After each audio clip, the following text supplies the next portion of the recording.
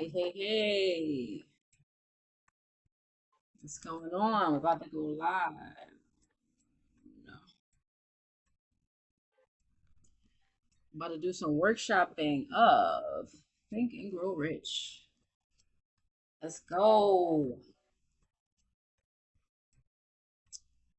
Hey, hey, hey, everybody. 555. It's 5:55 a.m. on 7/02/2025. Just went live at 5:55. Y'all know anything about angel numbers? That's the number of change. Okay? Positive change in our life. And that's why we're here today. My name is Batia Yisrael. What's up? What's up? Come through. We are live on two platforms. Well, it'll be recorded on one and live on here on TikTok. What's up, guys? Join in, join in. We are studying the book Think and Grow Rich. Okay. I had said a prayer and a message to the Most High. This was last year about some things, finances, different things like that. Right, I'm on my journey, as well as a lot of people, and we'll keep the vibes going a little bit. I'll just turn it down, and it just popped into my head. Read the book Think and Grow Rich. Do it was a couple other things that came to me after the prayer, but it was not only read it, it was go live and workshop it with other people so they could benefit from it as well. And so here we are. I had already started this. So we've it's been a little while, but we're back. We're back. And we're on chapter 3 actually. Okay. So if you don't have a copy of this book, I mean, you can, you know, get a copy online, readily available, different variations of it, and you can listen to it on audio, right? Like it's basically a public domain book, depending on whether or not it's been revised. Okay, this is the unrevised original version of Napoleon Hill's works, and so we're gonna workshop that today. So welcome, come on in, study with me. All right, so we're on chapter 3. This is the chapter on faith. Let's just pause the music for a moment and let's go. Okay, so chapter 3 of Think and Grow Rich. Okay, because Lord knows we need to. People need help these days, right? I am also doing a workshop on all the ways and the places in the Bible that it tells us that we have permission to be rich. Because for some reason, humanity these days, and maybe this has been happening for a long time, but it's like people think, or some people seem to think that, riches are bad or something like that, right? Where did they get it from? There are some scriptures that may allude to this, right? And this is why we need to dig in, right? So that's another workshop I'm doing. And you can, follow me along and to find out more about that. But this is a more in-depth way of look, a man, Napoleon Hill studied, I mean, hundreds of millionaires in his time. And he wrote down this prescription, if you will, for us to follow if we want to, amass wealth and riches. Why? Because we have permission to, right? It's nothing wrong with, being wealthy and anything like that, particularly if you're a good person, it's going to magnify that, right? So we don't want to have any blocks in the way of that. And we're going to, follow these directions and see what Napoleon Hill and all his studies of actual millionaires are going to teach us in today's time, right? 2025 and beyond. Okay? So come on in. All right. So, faith, chapter 3, visualization of and belief in attainment of desire, right? That's a mouthful. So these are the original words that he that he said, okay, the way he worded it. Visualization of, right? Seeing it in your mind, and the belief in the attainment of, right? The belief that you can get it, your desire, right? What you want. This is the second step toward riches. Okay, so we went over chapter 1 and chapter 2, and I have that posted. And I can give you more information on that. And so we're on chapter 3, which is the second step toward riches. All right. Faith is the head chemist of the mind, says Napoleon Hill. When faith is blended with the vibration of thought, the subconscious mind instantly picks up the vibration, translates it into its spiritual equivalent, and transmits it to infinite intelligence, right? Our creator, our divine source, our higher self, right? The universe itself, right? The mechanism that makes things happen in the world, as in the case of prayer, right? So he said a lot there. All right. So faith is the chemist, right? It's what makes things work in the mind. Okay. You have to have that, right? In the Bible, we should know, right? It already talks about faith. Yeah. Faith in Hebrews 11:1. Okay. Faith is often described as hope in things unseen. Okay, so it says, let me just read it. Now, faith is the assurance of things hoped for, the conviction of things not seen. Okay, it's so interesting that when people, talk about religion and manifestation and all that, it's guys, it's basically the same thing.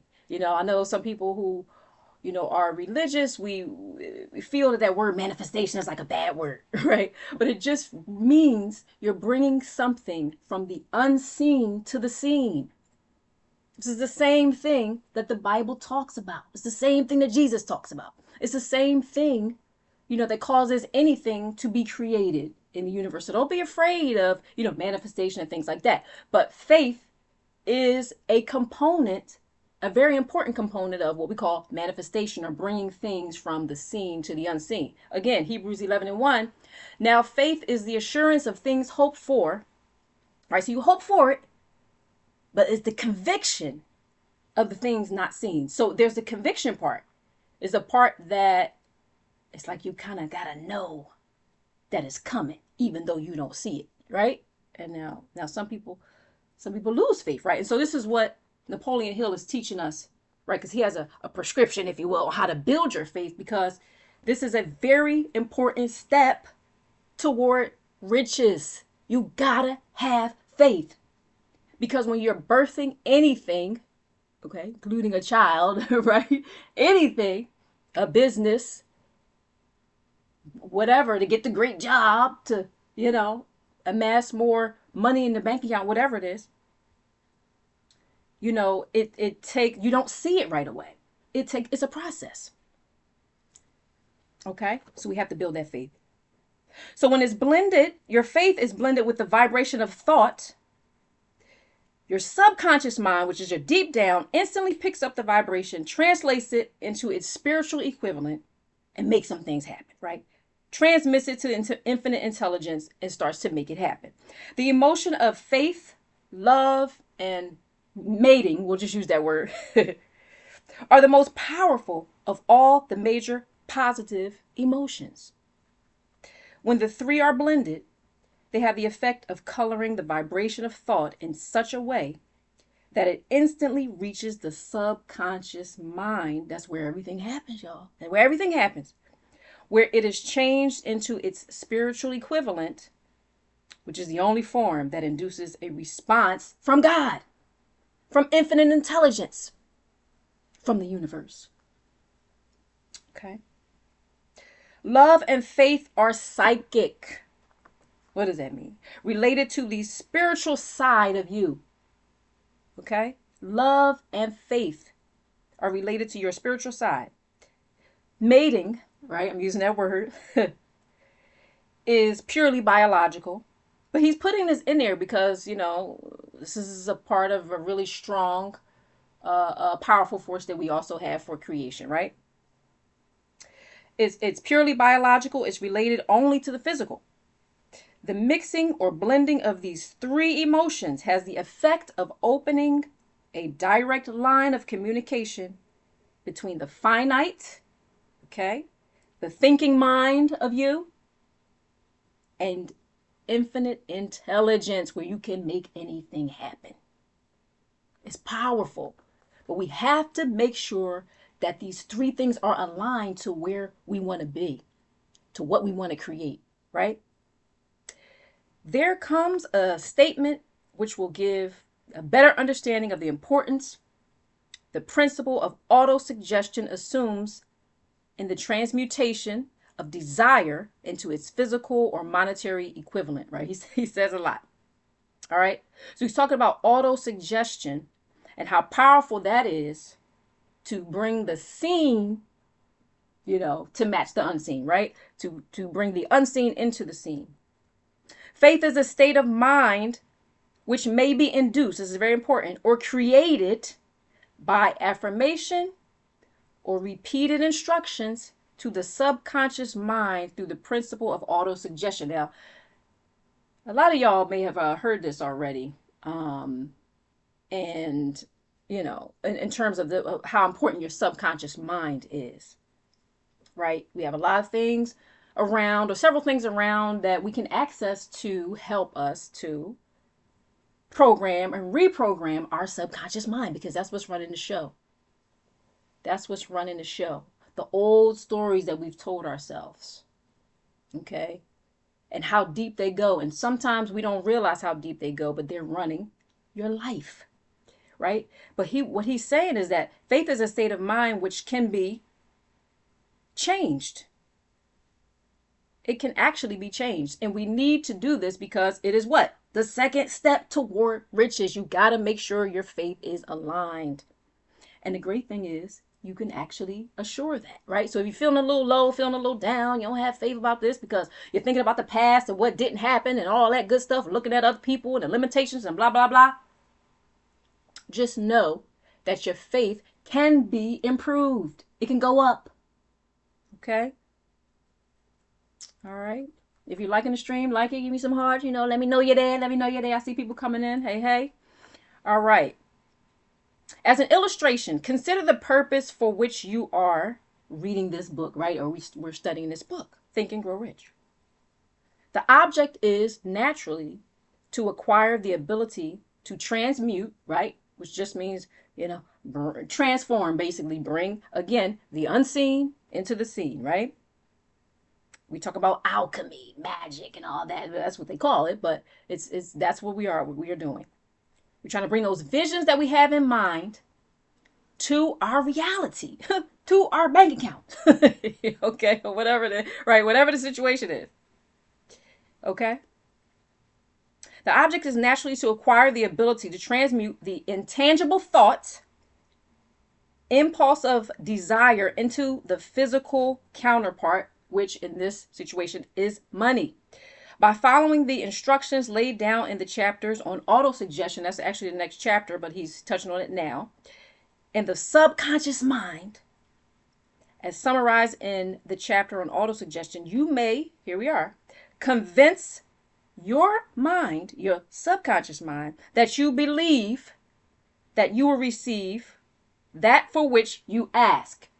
So you can convince yourself so that you believe you're going to receive it, even when you don't see it yet, even when you don't see the evidence of it yet. And again, this is that Hebrews 11:1. Okay? The Bible also talks a little bit about the mustard seed, right? Now y'all heard about that, the mustard seed of faith. Do we know how small a mustard seed is? It's 1 to 2 millimeters in diameter. It's really small. And what is being said here in Matthew is that, this is Matthew 17:20, is that all you need is just a little bit of faith. And my vision, your visions can grow into a tree. Huh? Your business can go from that idea in your mind to, I don't know, multi-millions or something like that. Possibly, right? Or even six figures, whatever it is, right? Or breaking you free from, the job you don't love, right? Whatever, right? You just need a small amount of faith. And you mean the universe is going to do the rest, right?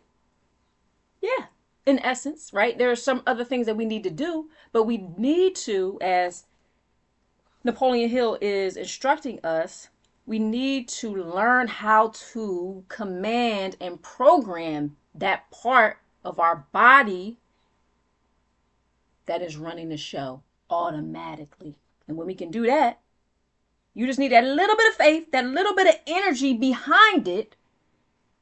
And soon enough, when the processing is done, you will see its manifestation. Okay?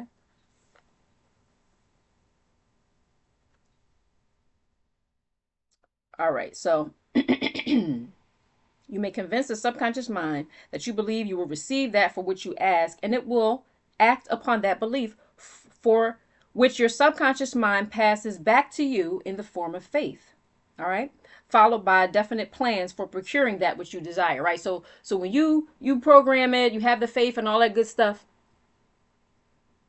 then the universe, is going to give back to you the directions on how to achieve your goals. Okay? And that's the way it works. And you're going to have specific and concrete and definite plans, right? Like when I put up the message and the prayer, say to the Most High, I got a specific download. The Most High didn't reach out his hand, her hand, and say, and just give me what I was asking for in that moment. But I got a plan to do, because that's just the way it works. Okay? It's just the way it works. It's like the woman in the Bible with the bottles and the oil. Right? She was given a plan to fill the bottles and sell the oil. She wasn't just given the money. You understand? Okay. The method by which one develops faith where it does not already exist is extremely difficult to describe, Napoleon Hill says. Almost as difficult, in fact, as it would be to describe the color of red to a blind person who has never seen color and has nothing with which to compare what you describe to him. Okay? Faith is a state of mind which you may develop at will. So that's a really positive thing. After you have mastered the 13 principles, because it is a state of mind which develops voluntarily, okay, automatically, through the application and use of these principles. And Napoleon Hill goes through these principles in this book, Think and Grow Rich. Repetition of affirmation of orders to your subconscious mind is the only known method of voluntary development of the emotion of faith. That's very interesting. Some of us don't realize how much things have been repeating in our lives, right? Like we'll think of doing affirmations, like, oh, well, I don't feel like doing affirmations. I mean, I didn't do affirmations to get where I am. You might not have necessarily, done the affirmations and said affirmations to get what you have around you right now. However, things have been being repeated to you over and over in your life. And sometimes the affirmations, which is not the only way, because there's several ways you can do affirmations. You can listen to them, you can say them, you can tap, you can do an EFT. There's other ways. Okay. There's even food alchemy as well that gets to the intestines, which actually helps to program your subconscious mind, because your subconscious mind lives in your body, right? And so that's a place where the food can actually help to program and reprogram your subconscious mind. So it gets deep. Okay. All right. So these are, the things that we are getting into right now. But you got to realize that The affirmation has been going on in your life already. You just may need to specifically hone in on certain things to start to just, kind of like override. Right? That's why people have different suggestions on certain type of affirmations and what to do. But again, you have been having things being repeated to you over and over and over again by your parents, by your schooling, the media, this and that. And then it becomes, you think it's your own words, you think it's your own beliefs. But is it really? Is it really? Take more control of what you're saying, what you're feeding to yourself, and how you're programming your faith. Because it's the second step toward riches, right? So we have to take control of this. Okay, so repetition of affirmation of orders to your subconscious mind is the only known method of voluntary development of faith or lack thereof, meaning that the repetition or affirmation of what a person doesn't want can produce the opposite of faith, right? That's when people get down on on life and things like that, because they see things over and over again, or they hear things from people over and over again that is not confirming their faith.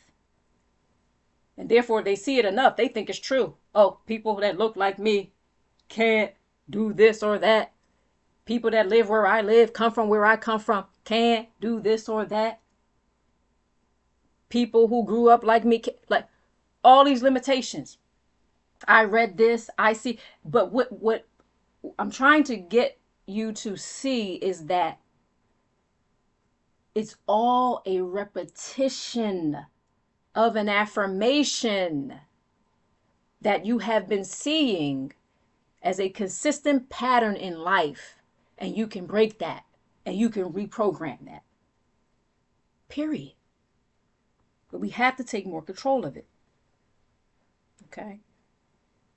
And when it does come to the various ways we can apply affirmation to our life, because there's various ways we can do it, let's remember that it's a very powerful way of doing things. It might not seem like it to some people, and it might not happen right away. That change that people are looking for, it depends on how you do it. Some things will take longer than others to manifest and to be created, when you are saying affirmations, listening, doing EFT, whatever it is, and other means. But they are still a powerful way, again, to reprogram what you have been seeing over and over and over already. Okay. Powerful creator that you are. Perhaps the meaning may be made clearer through the following explanation as to the way that people become criminals. This is what he says. So you can see the example. Stated in the words of a famous criminologist, when people first come into contact with the crime, as we said, they hate it. Right? They're like, what? But if they remain in contact with it for a time, then they become accustomed to it. They're used to it. Okay? And then he says they endure it. But if they remain in contact with it long enough, whatever it is, his example is, a crime or something negative, right? Whatever it is, they finally embrace it and become influenced by it. Now, wait a minute. So if you see something long enough, first of all, if it's jarring and so different, it's like, oh, I don't like that. Oh, that's not good. But then, people get a little used to it. And then, if they hear it long enough and are exposed to something long enough, then they embrace it and they become influenced by it. And so we want to take our power and make sure that we're influenced positively by the things in life, by what we desire. But what that's saying is, you hear something enough, you see something enough, you're going to embrace it. I have my billionaire shirt on right now,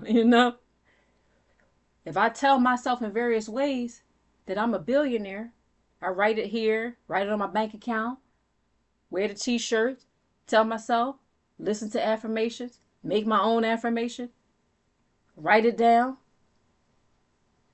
etc. Tell other people, oh yeah, call me billionaire Batia. You know what I mean? Right? Call you billionaire Billy, whatever it is.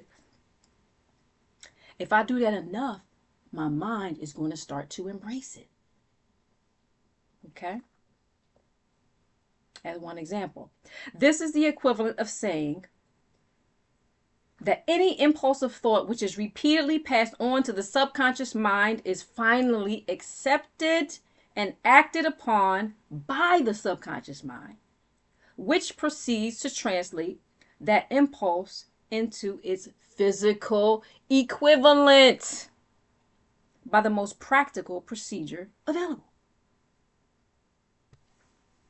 The easiest or quickest means possible that you can create it. Once your subconscious mind is convinced that, all your bills are paid off, that you are financially free, right? Once your subconscious mind is convinced of it, it will give you the easiest way. Not saying it's going to be easy, if you will, but the most doable way that you can achieve that. Okay? The most practical procedure available. In connection with this, consider again the statement, all thoughts which have been emotionalized, here we go, got to put some emotion, given feeling, and mixed with faith, begin immediately to translate themselves into their physical equivalent or counterpart. So if you put emotion behind it, then of course that charges it even more. You may have heard this, before. Got to put some emotion behind what's going on. Okay.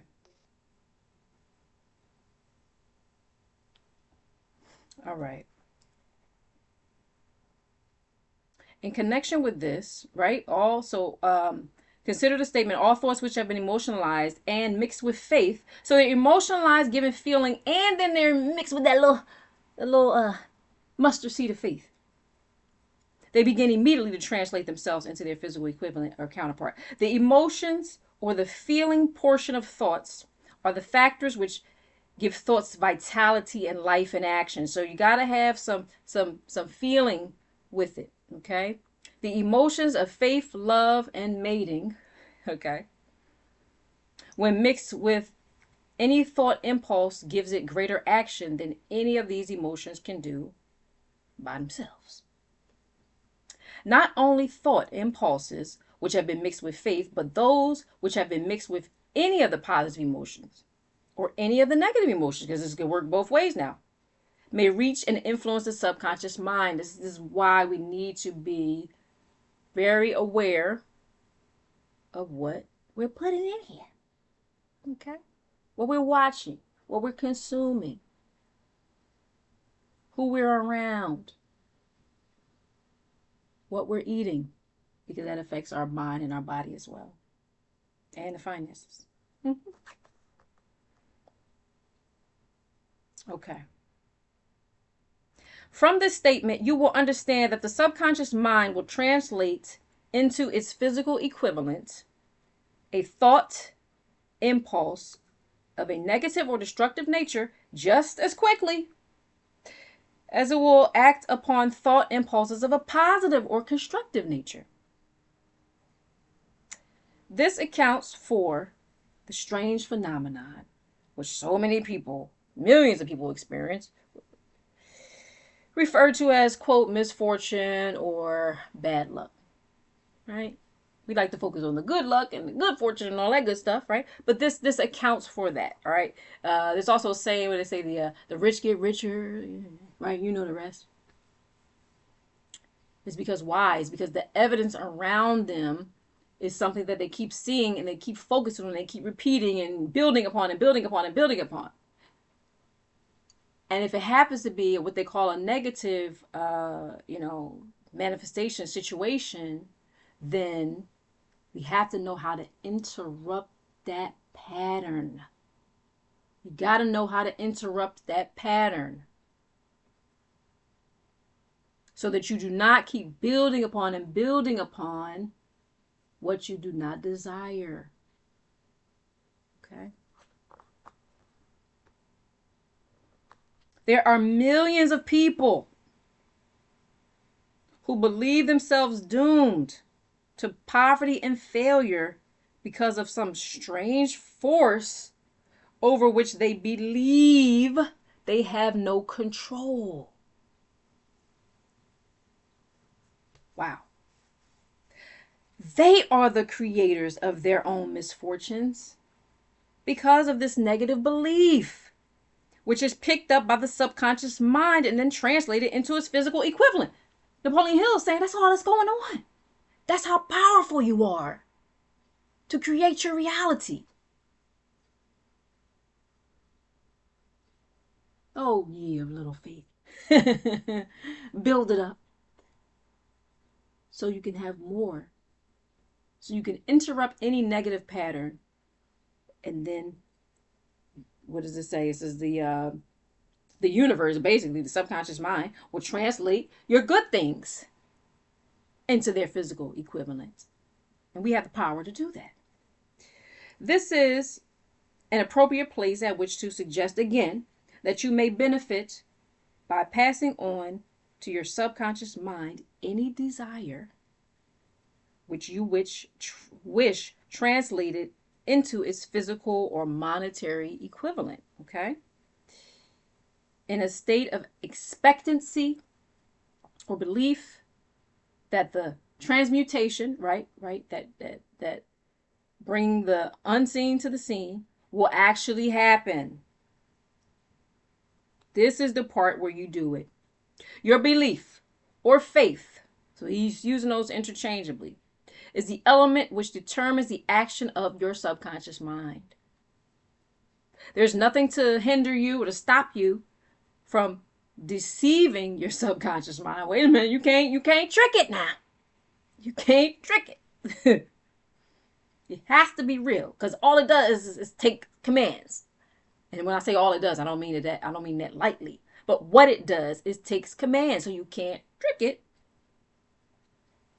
Once it receives it, it will create what you put in it. Okay? So let's go back to that sentence. There's nothing to hinder you from deceiving your subconscious mind, which when giving it instructions through autosuggestion, as I deceived my son's subconscious mind. Okay, so he's talking about in the previous chapter, which we went over, where his son had an issue with his hearing.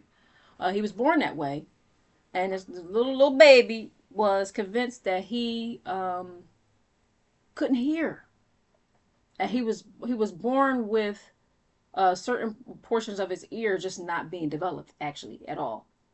And it took a long time though, but through his father's and Napoleon Hill's suggestions to his son, got him to the point where he was able to hear and actually live a more normal life and actually build wealth, dealing with the very issue that he was challenged with. How about that? Okay. So this is what he's saying. He's saying it's nothing to stop you from deceiving your subconscious mind. That's what he's saying here. I was saying it a little different, but that's true. You can't deceive it in terms of, it's like whatever is in there, that's what's going to manifest. But what he's saying is you can fake it till you make it. That's basically what he's talking about here. You can fake it till you make it. But what you can't do, to use that word can't, is walk around and act like something is not running your life when it really is. Right? You can say and think you want money and all that good stuff, but you got to ask yourself, do you even like money? Oh, do you even like it? Do you even want it? Because if in your subconscious mind you think that something is wrong with having more wealth and money and being rich and all that good stuff, you will not acquire it, or a person will push it away when they get it. Just a little bit of it, they'll push it away. or go into debt or whatever it is, right? And unfortunately, in a society where certain things are pushed and agendas and all kind of things, even in the Bible, believe it or not, there's conflicting information on wealth. It just confuses a lot of people. And so because of these things, there are people who have, feelings about money that cause it to be pushed away. I have been one of those people myself. This is one of the reasons why I'm working through, this information, these books, because I have to workshop through the things that I have believed when I was younger, when I was growing up. My thoughts about money, right? But what he's saying here is that you can fake it till you make it. All right. So at least that gives us some hope. Okay. All right. To make this deceit, quote, deceit more realistic, conduct yourself just as you would if you were already in possession of the material thing which you are demanding. Okay, so he says, conduct yourself and act in your life as if you already have what you desire. Okay, so what is it? So let's say a goal, one of my goals is to earn $5,000 income every month. Okay, and so you would take on the characteristics of a person who is doing that or who has that.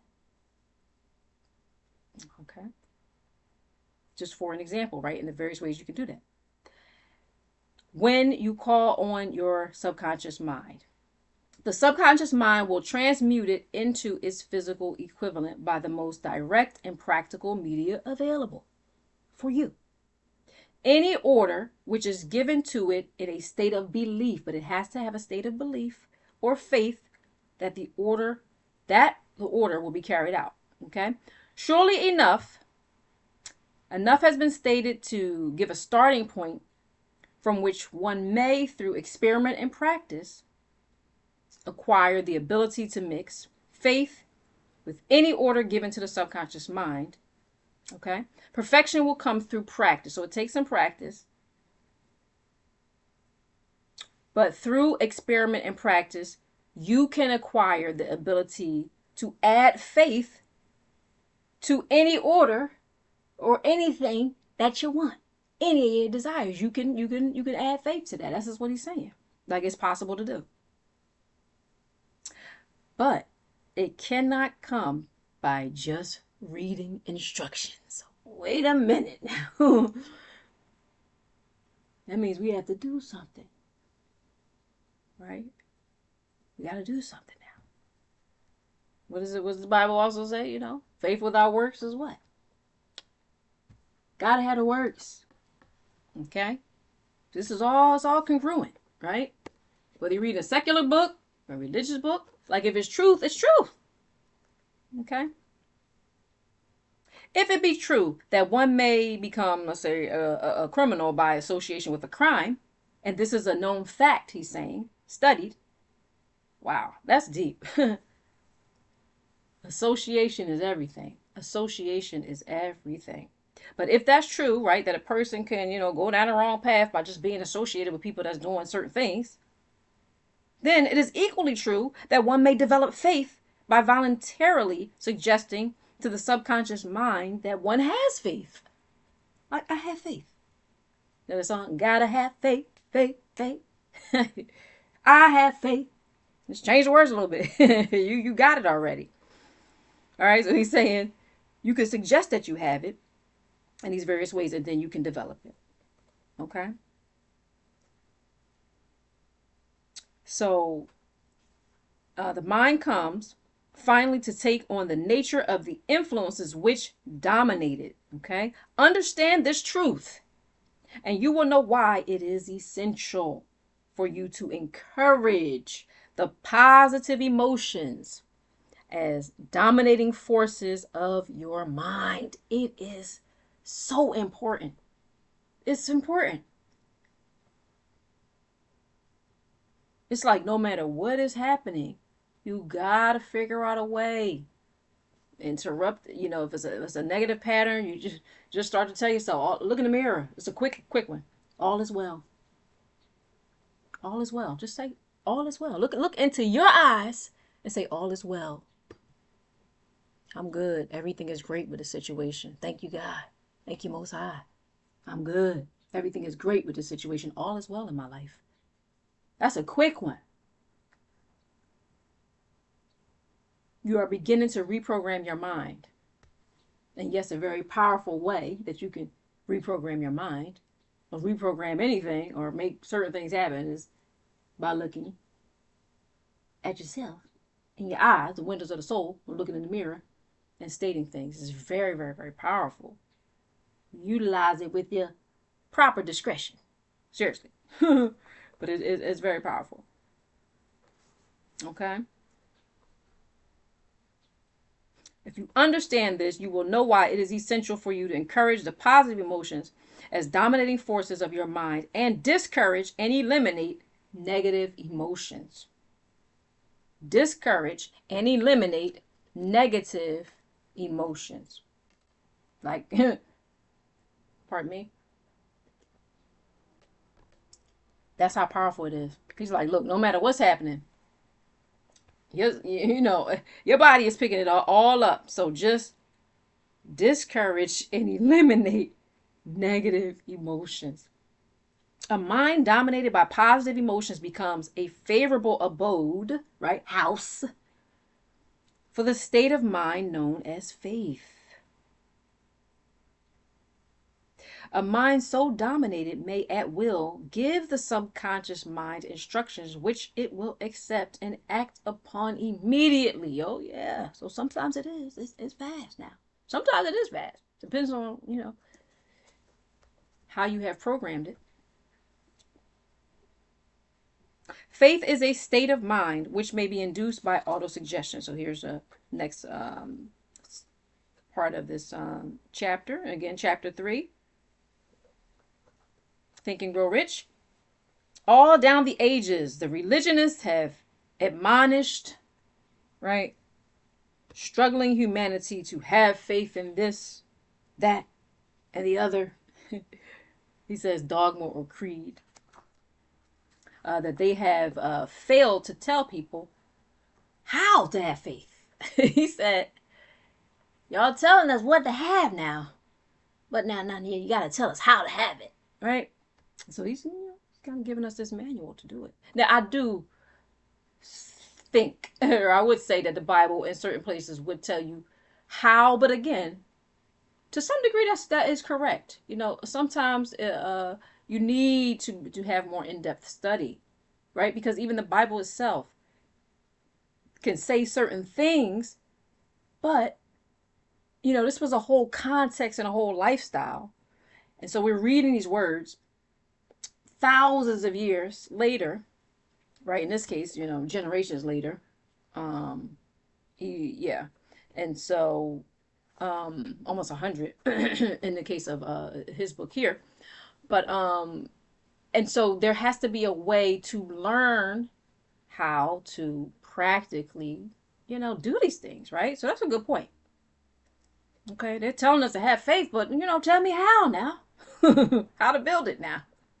All right, and so he says that they have not said that faith is a state of mind and that it may be induced by, again, self-suggestion. So not just auto-suggestion, which he mentions, right, very often here, but you can do this yourself. I know you heard this stuff before. Maybe you heard some of it before, right? But are we doing it? Like how much are you taking the time to just say a little bit, just to reprogram yourself? In language which any normal human being can understand, we will describe all that is known about the principle through which faith may be developed, where it does not already exist. All right, so this is great, because some people are down when they look, or we want to use that word, and but we are learning that this can be developed where it doesn't already exist. Okay? Have faith in yourself. Faith in the infinite. Before we begin, you should be reminded that faith is the starting point of all accumulation of riches. Okay? Faith is the starting point of all accumulation of riches. So if you don't have that part, how are you going to build? You got to know that it's possible. It's not going to just come. It doesn't work like that. You got to know that it's possible. And then it will. Okay? Faith is the eternal elixir. I was going to say external elixir. It's internal. But faith is the eternal elixir which gives life, power, and action to the impulse of thought. I want to look up that word elixir a little bit more and go into that a little bit more. I love definitions and stuff like that. Because it helps us to really dig into a meaning of something, right? And learn how to apply it more to our life. So an elixir is a substance, usually a liquid, with a magical power to cure, improve, or preserve something. That's deep now.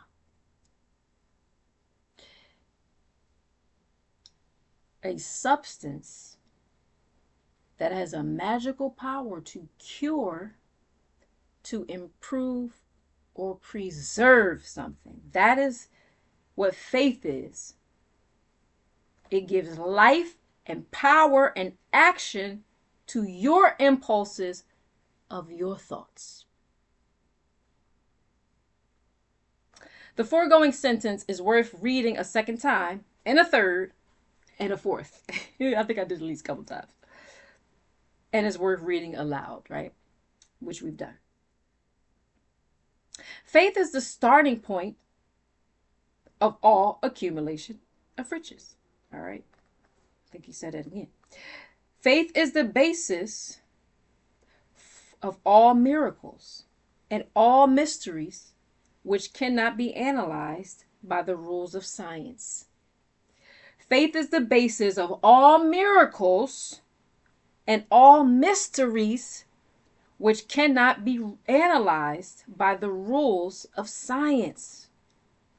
Faith is the only known antidote for failure.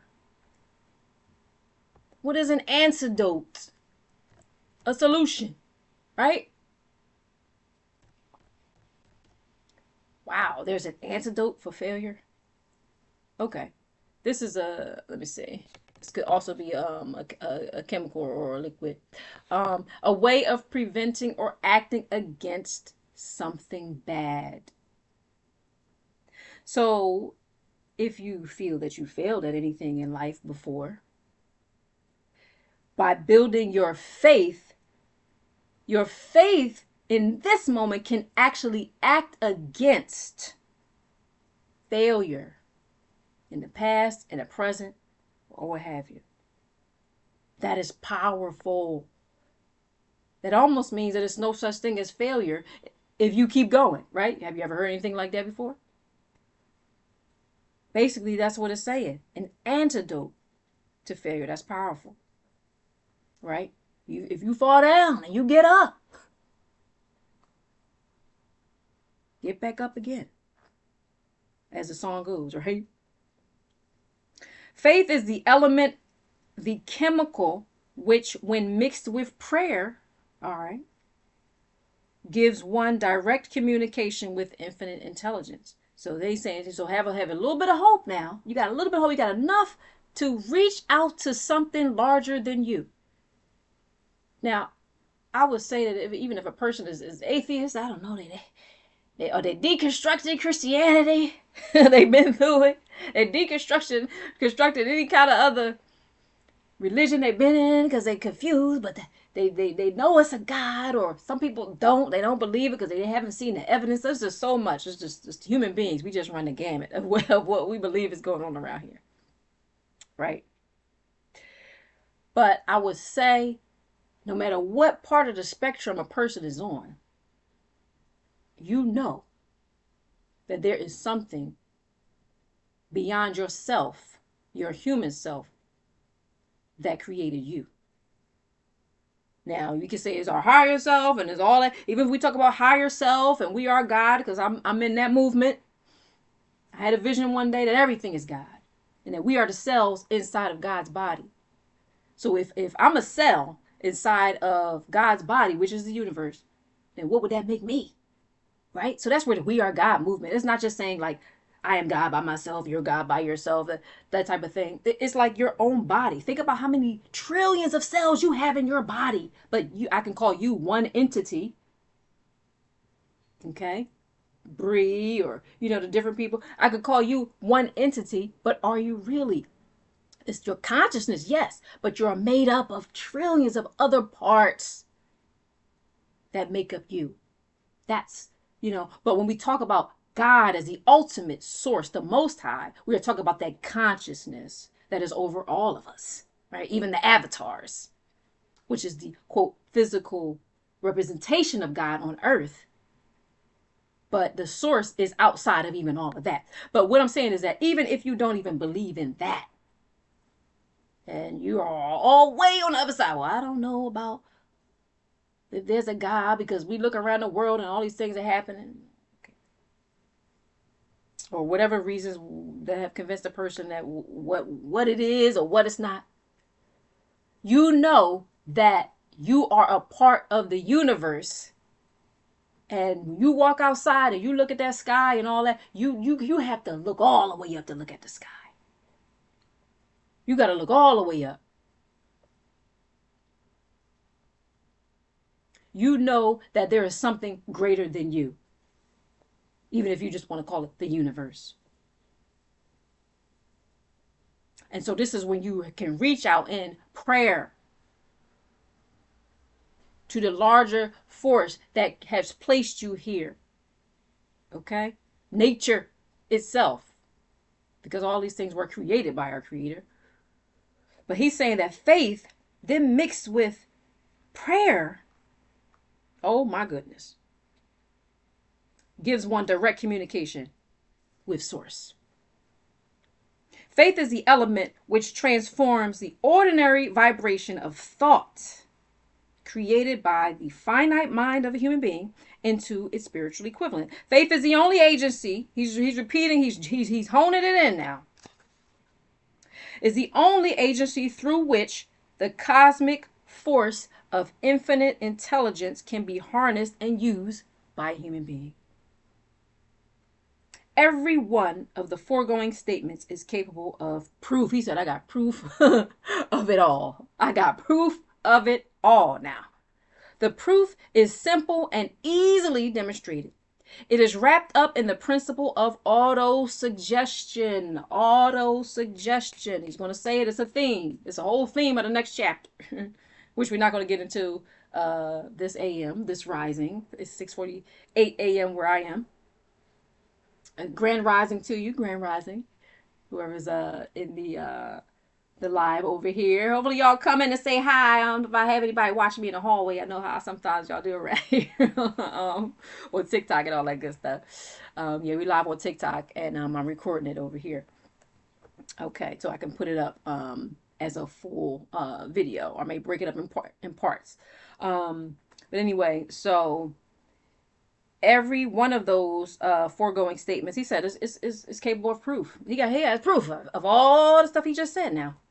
All right, so the proof is simple and demonstrated, again, in the principle of autosuggestion. So let us center our attention, therefore, upon the subject of self-suggestion and find out what it is and what it is capable of achieving. It is a well-known fact that no one comes finally to believe whatever one repeats to oneself. Pardon me. It is a well-known fact, let me correct it because it's very important, that one does come, okay? So one comes finally to believe whatever one repeats to oneself, whether the statement is true or not. He said, eventually you're going to believe it, whether it's true or not. Do you know how many things people believe that are not true? True? Because some people like to measure truth and stuff. Oh, your truth, my truth. Look, truth is consistent. All right? Certain things is just not going to change now. If something is true, it's true. It's true over here, it's true over there. It's true over here, it's true over there. Okay? So if he's basically saying if you repeat it long enough, or then you can finally believe that whatever you repeat to yourself, whatever it is. You know how powerful this is? See, some people get tricked by the fact that it don't happen right away. And it does happen right away, right? In the spiritual realm, in the unseen. But again, it's just like conception, right? We're not going to get political or nothing like that. But the baby is there at conception at the moment. You don't see the baby yet. Now it's going to take 9.5, 10 months to see the baby. But the baby is there at the beginning of the conceived thought. So if you tell yourself, I am a millionaire, like right now, right? Get the t-shirt, get the billionaire, you know what I mean? Make your own, print your own billionaire t-shirt if you can't find it online. I tried to get more of these t-shirts, and it was a while ago. Maybe I'll try again, but I wasn't able to get more. But I had got. So I guess the brand, I'm not sure what happened with the brand, but you can get them printed and get them yourself. I have a t-shirt brand now called Body and God.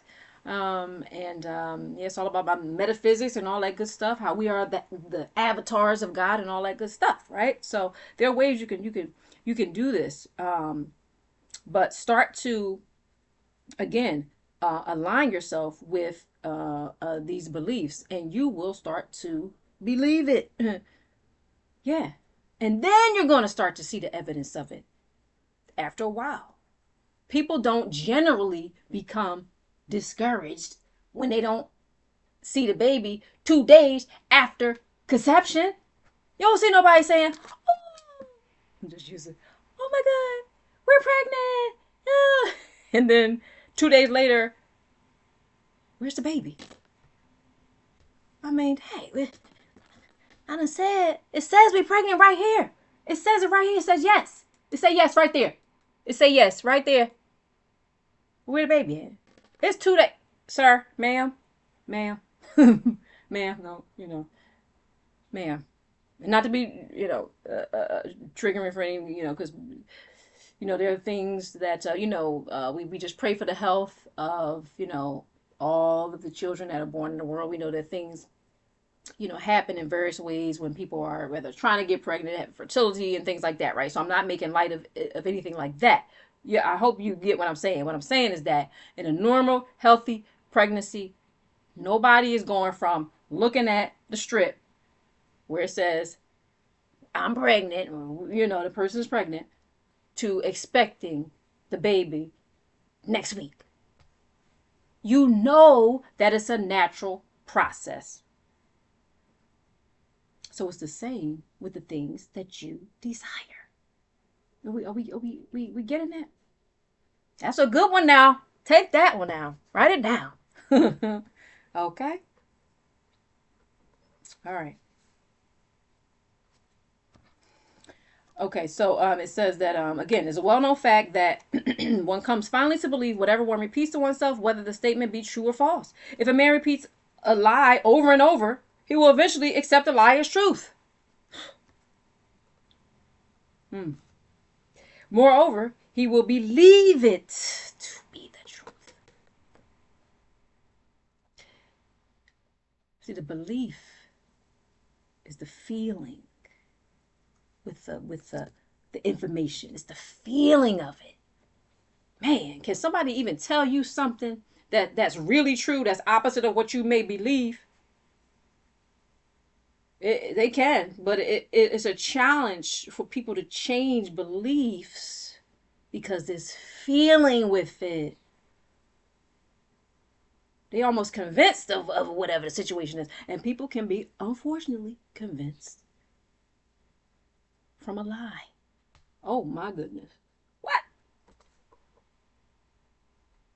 He said, moreover, he or she will believe it to be the truth. Every person is what they are because of the dominating thoughts which they permit to occupy their mind.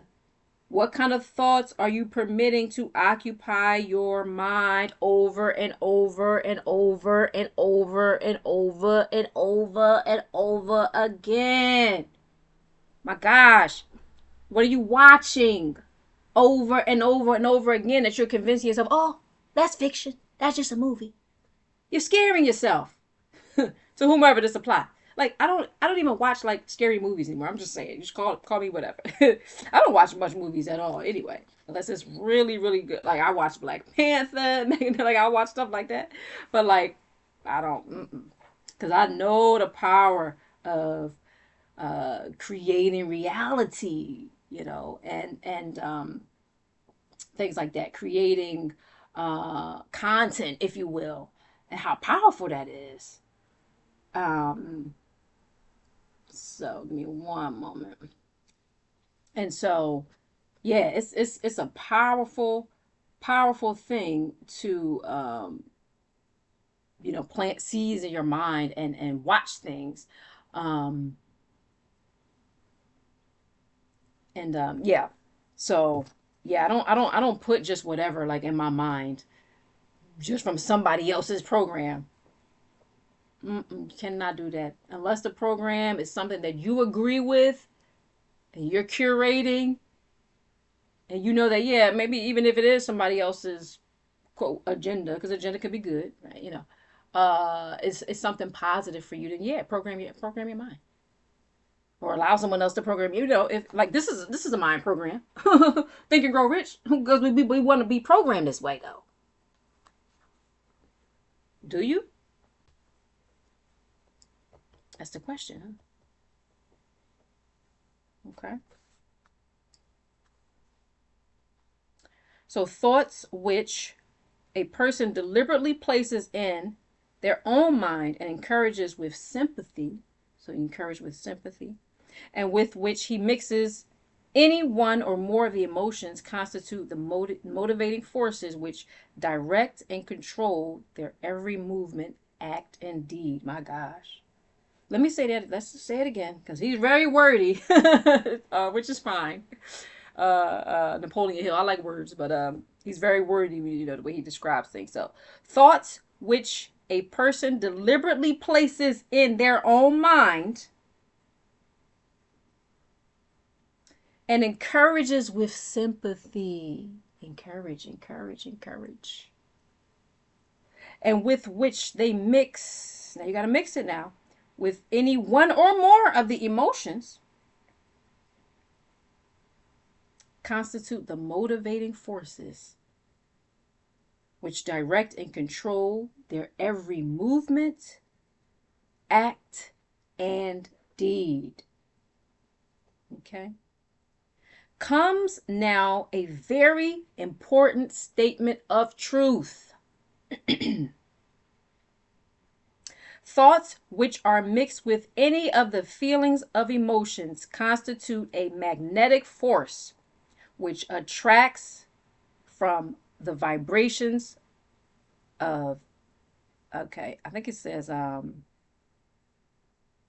ether, other similar or related thoughts. So I'm not sure he's saying ether right here, because there is a word called ether, but he's basically saying it constitutes a magnetic force. Yeah, he is saying the ether, which attracts from vibrations from the ether, from other similar or related thoughts. Okay. A thought thus magnetized with emotion may be compared to a seed, right? We talked about that little mustard seed. Okay. Which, when planted in fertile soil now, germinates, grows, and multiplies itself over and over again until that which was originally one small seed becomes countless millions of seeds of the same kind. Oh my goodness, now. This means that when your thoughts, not only do they affect you, they multiply in your own life and could multiply in the lives of others. Or you can even think of that multiplication as just situations in your life over and over, more and more things. But we're going to focus on a positive way that this seed is germinated. So, thus magnetized with emotions, it can be compared to a seed that when planted in fertile soil. So that means if a seed was planted in soil that did not have the nutrients that it needed, it's not going to do much. Okay? If it is not provided the food, the sunlight, the water, it's not going to do much. But this is, these are our thoughts, our beliefs, our emotions. And that gives, and that prayer, mixed in and all that good stuff. Of course, that supercharges everything. And then our action and all that. And then it helps to fertilize whatever desire that we seek to achieve. The ether is a great cosmic mass of eternal forces of vibration, right? So he was speaking about, of course, the ether. It is made up of both destructive vibrations and constructive vibrations. Wait a minute, it's everything now. It's everything. Right? The Alpha and the Omega. Creator said in the scriptures, if there's evil in the streets, have I not put it there? I know that's a tough one to read now. See if I can find that verse.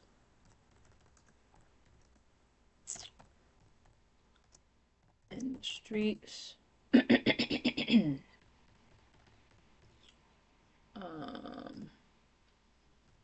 But yeah, the creator, it's basically saying that everything that exists,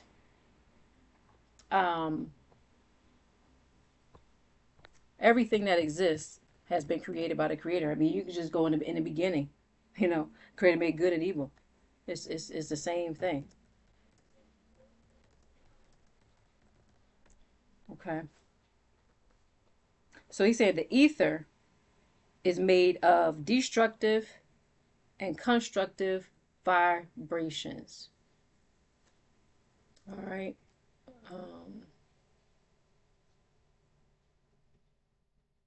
I think that was Amos. Yeah, Amos 3 and 6.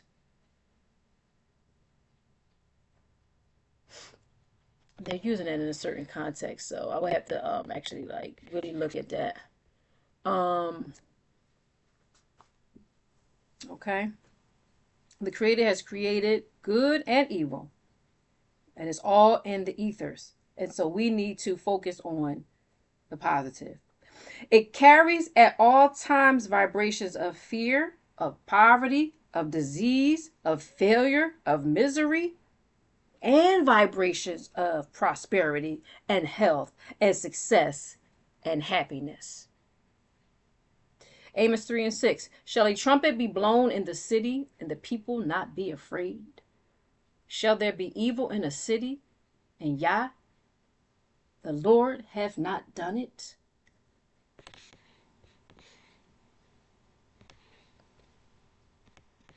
Doesn't mean that the creator condones anything negative happening to anyone that's, a just person. Not at all. It just means that all things work together for the good of them that love the Lord. But basically, that the creator controls everything. And there's a lot that can be said to that, but it's basically, even if you look at it as a metaphysical or in a metaphysical way, the creator, the universe contains everything. But the Most High said what? To choose life, to choose higher vibrational things. Okay.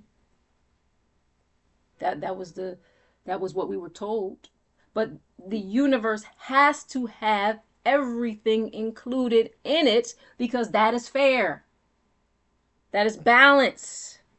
That's all it's saying. That's what it's saying. Generally speaking. Okay. The ether also carries vibrations of prosperity, health, success, and happiness just as surely as it carries the sound of hundreds of orchestrations of music and hundreds of human voices. Wow. All of which maintain their own individuality and means of identification through the medium of radio, right? So the way you can go on the radio and switch to this station, this one and that one, and we used to use the radios more back in the day. I guess it's a little different now. People still use the radio, right? But it's the same thing. Whether it's the algorithm scrolling here, scrolling there, this channel, that channel, this one, that one, that one. It's all held in that one mode, right? The one device, the one medium, and everything is on its own plane, right? Its own vibration, right? And depending on which one you tune into, that's the one you tune into.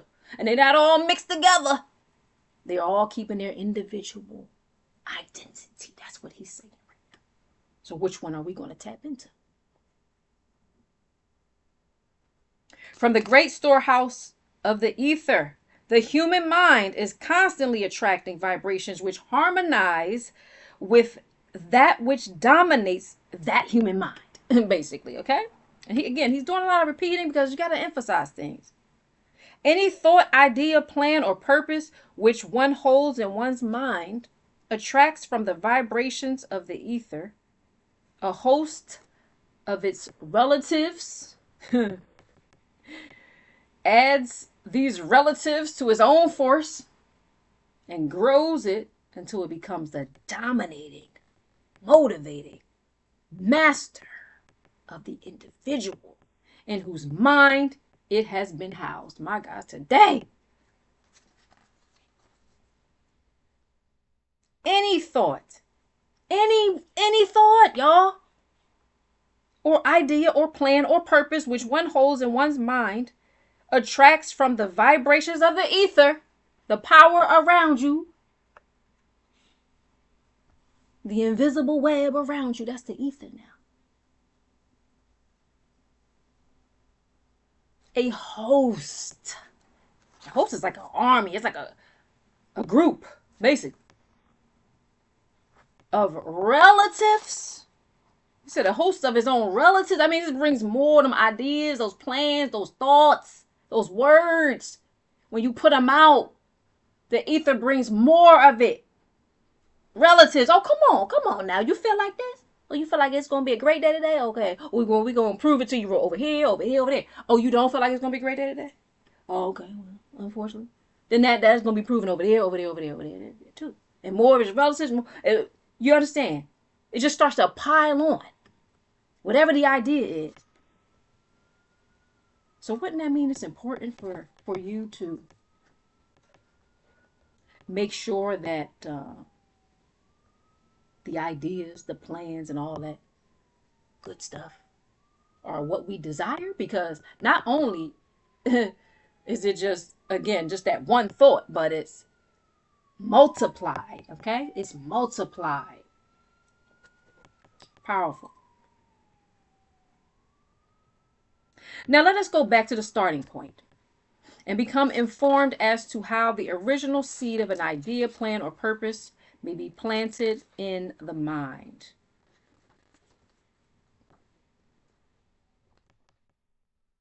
Okay, he's going in it. The information is easily conveyed. Any idea, plan, or purpose may be placed in the mind through repetition of thought. This is what he's saying. He's saying this is how you got your thoughts in the first place. Now, again, you might not have been sitting repeating affirmations when you were 5 years old. And you may think that affirmations are not that powerful. Maybe you do. But there are various ways that things have been repeated to your mind. The point is that it has been repeated. You repeatedly saw something. You repeatedly saw somebody experience something. You experienced something. Maybe it could have been a couple times. But with that, coupled with seeing others, hearing other people talk about it, then your own thoughts, it's just all magnified. This is repeat, repeat, repeat, repeat. We want to repeat the great things. We want to repeat, I'm thinking and I'm growing rich. Repeat that. Comment that. I'm thinking and I'm growing rich. I'm reading and I'm growing rich. I'm applying and I am rich right now. Okay. This is why you are asked to write out a statement of your major purpose or definite chief aim, commit it to memory, and repeat it in audible words day after day until these vibrations of sound have reached your subconscious mind. So that's part of his instructions to do. Write out your purpose, commit it to memory, repeat it in audible words, words you can hear, day after day after day, until these vibrations of sound have reached your subconscious mind. Okay? We are what we are because of the vibrations of thought which we pick up and register through the stimuli of our daily environment. Resolve to throw off the influences of any unfortunate environment and to build your own life to order, right? Build it to order, like you build them sandwiches to order. I want this, I want a little bit of that, a little bit of that, a little bit of that. I've worked in food service. I know how it is. Build a little bit of that. You want this, you want that on there. Okay, I want that on there. Do your best. This is what he's saying. Please, please, for the love of all humanity, of your life, your rich life now that you're inheriting, get rid of as much as you can the influences of any unfortunate or negative environment and build your own life to order. This part and that part and that part and that part, you can build your life. Taking inventory of mental assets and liabilities, right? What you're good at, not so good at. Okay, this is, then you will discover that your greatest weakness is lack of self-confidence. Wow. Well, first of all, if that is the greatest weakness, to identify it is huge. It's huge.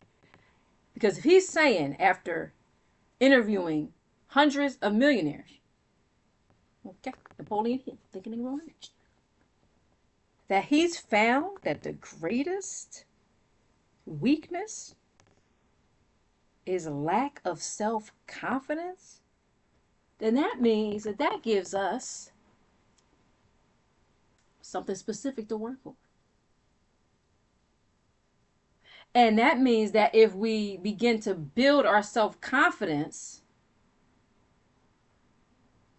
then we can begin a very important process of building our wealth.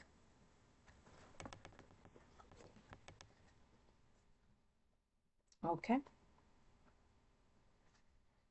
This handicap, is what he's saying, can be surmounted. It can be fixed. It can be helped. It can be cured. Okay. And timidity, there we go, translated into courage, right? So if you're a little timid, it can be translated into courage through the aid and the help of the principle of autosuggestion. Wow, there's autosuggestion again. So he's saying autosuggestion can actually help you with your confidence. Okay. I am confident. I am confident. I'm going to give you a little hack with this right now. Go to, well, let me all right, just put it like this. Research and look into EFT, okay, emotional freedom technique. You know, when you do the tapping, and you, I tapped on my nose, and you Do some taps on self-confidence. Now, this is a mixture of affirmation and somatic or bodily practices that help to infuse and bring in that truth into your body. Into your body now. This is a way to supercharge your affirmations. Okay? It's a way to supercharge your affirmations. And get what the gurus and the manifestation gurus talk about, aligning your nervous system. It's one of the ways you do that. You got to do it through the body. You don't just convince the mind through, hearing, as he said. That's part of it, of course. It all works together. But you got to remember, there's a large part of your subconscious that exists in your body. And you gotta involve the body in this work. Okay. So we're working on self-confidence with that EFT, and that also that helps with that. Okay, and that repetition. So you're getting the affirmation, all that good stuff. Right? And you're working on your meridian points, which are very powerful in brain synapse, connections and all that good stuff, and making things happen and changing the brain and body chemistry. Okay, so look into that now. All right.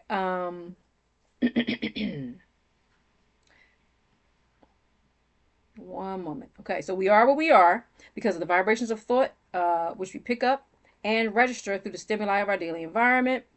All right, so throw off the negativity. And he's saying it can be surmounted through auto-suggestion.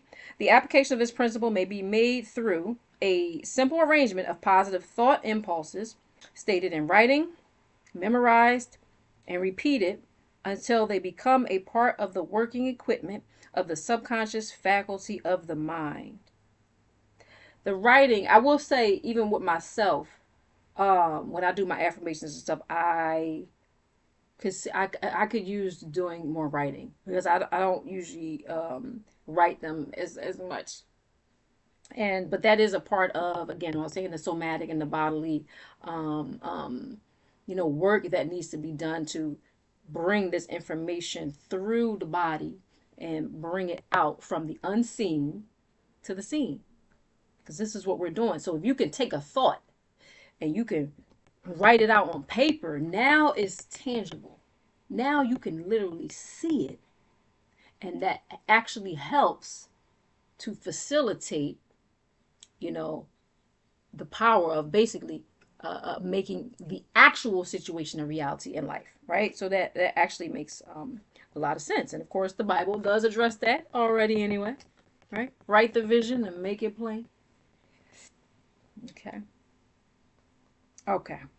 Praise the Most High. All right.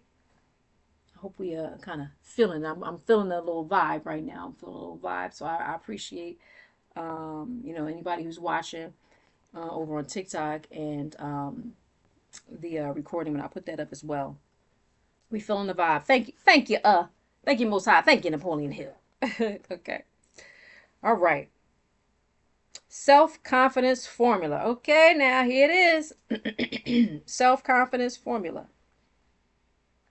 First, I know that I have the ability to achieve the object of my definite purpose in life. Therefore, I demand of myself persistent, continuous action towards its attainment. And I here and now promise to render such action. That's your first step in the self-confidence formula given by Napoleon Hill, who interviewed several, I think it was hundreds of millionaires for his groundbreaking book, Think and Grow Rich.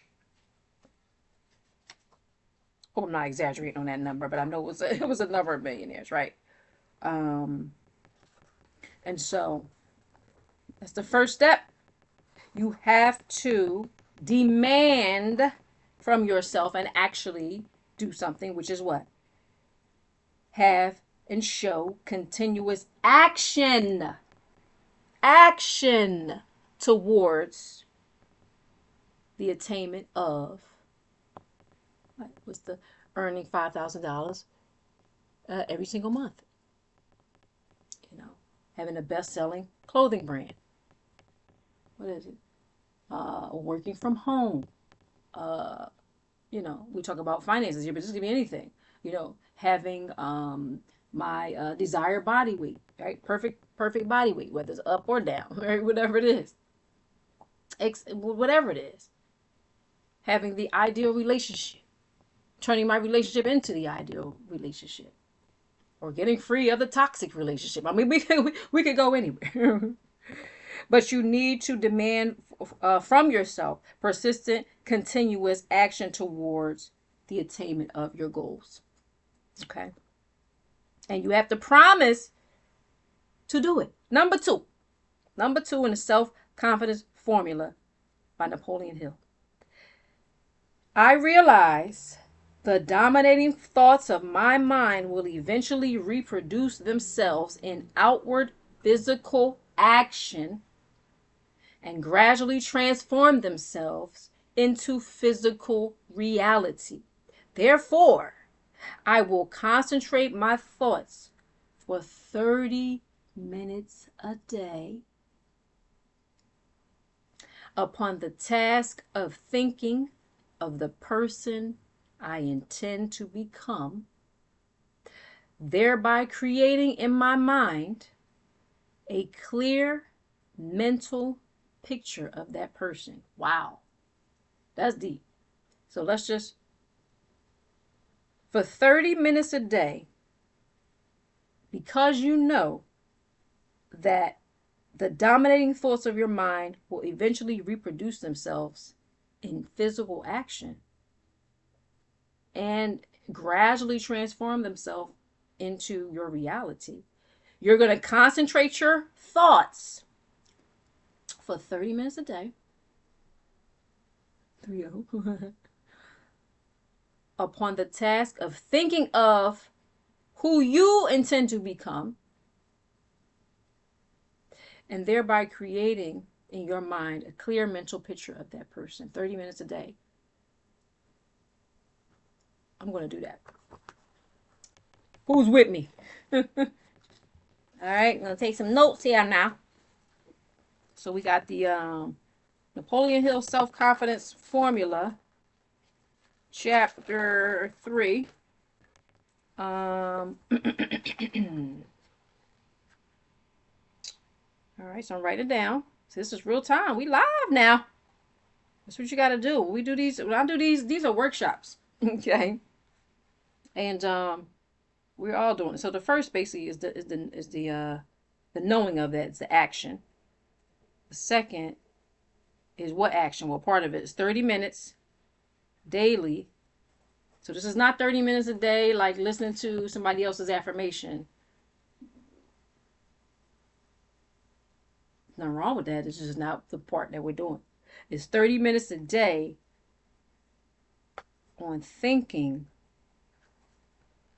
of yourself, of who you intend to become. That means you turn it off your phone, the computer. You getting up a little early before you go to work, or you can do that at your lunch break, whatever, right? After work. If you have your own business, you might have to improve your business, like whatever it is. We can always improve. No matter where we are, we can always improve. So 30 minutes a day, we're going to do that, okay? All right, so that's a task. I'm loving it. All right, third thing, or third task in Napoleon Hill's self-confidence formula, all right, is what? I know Through the principle of autosuggestion, any desire that I persistently hold in my mind will eventually seek expression through some practical means of attaining the object back of it. This is how he's, wording it. Therefore, I will devote 10 minutes a day to demanding of myself the development of self-confidence. All right, we're going to go over that again because we got another task. I know through the principle of autosuggestion, right, over and over and over again, that any desire that I persistently hold in my mind, that you persistently hold in your mind, will eventually seek expression through some practical means of, of it happening, basically. So, because of this, he's saying, devote 10 minutes a day to demanding of yourself the development of self-confidence. So he just said the 10 minutes is demanding self-confidence. And remember, he says self-confidence is the weakness that he's found in basically, say, all human beings, but that's the major weakness that he's found in people who are not achieving their goals, is the self-confidence. So we up to 40 minutes. We up to 40 minutes a day for ourselves so far. Okay. We've been on this live for an hour and a half. Very good. Very good. God is good. Thank you very much for being with me this long if you have. And there will be, Lord willing, a recording of this, at least parts of it. We'll see. We'll see how we do it. I might, so we'll go from there. And it's 7:26 a.m. on 7/02/2025. Okay. And I am Batia Yisrael. This channel is Soular Alignment, and this is about metaphysics and oneness and the fact that you are source. You are an avatar of source, an avatar of God, right? In this human body, having this human experience, playing this game as who you are. You forgot that you were God in a body. Yeah, it's that deep. And you're learning how to maneuver this game that you set up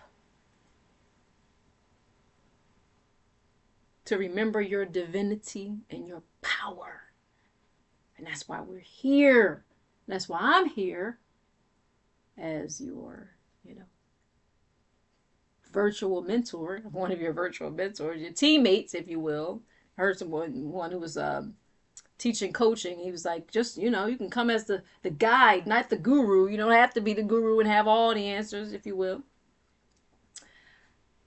As your guide, along with the incomparable Napoleon Hill, right, to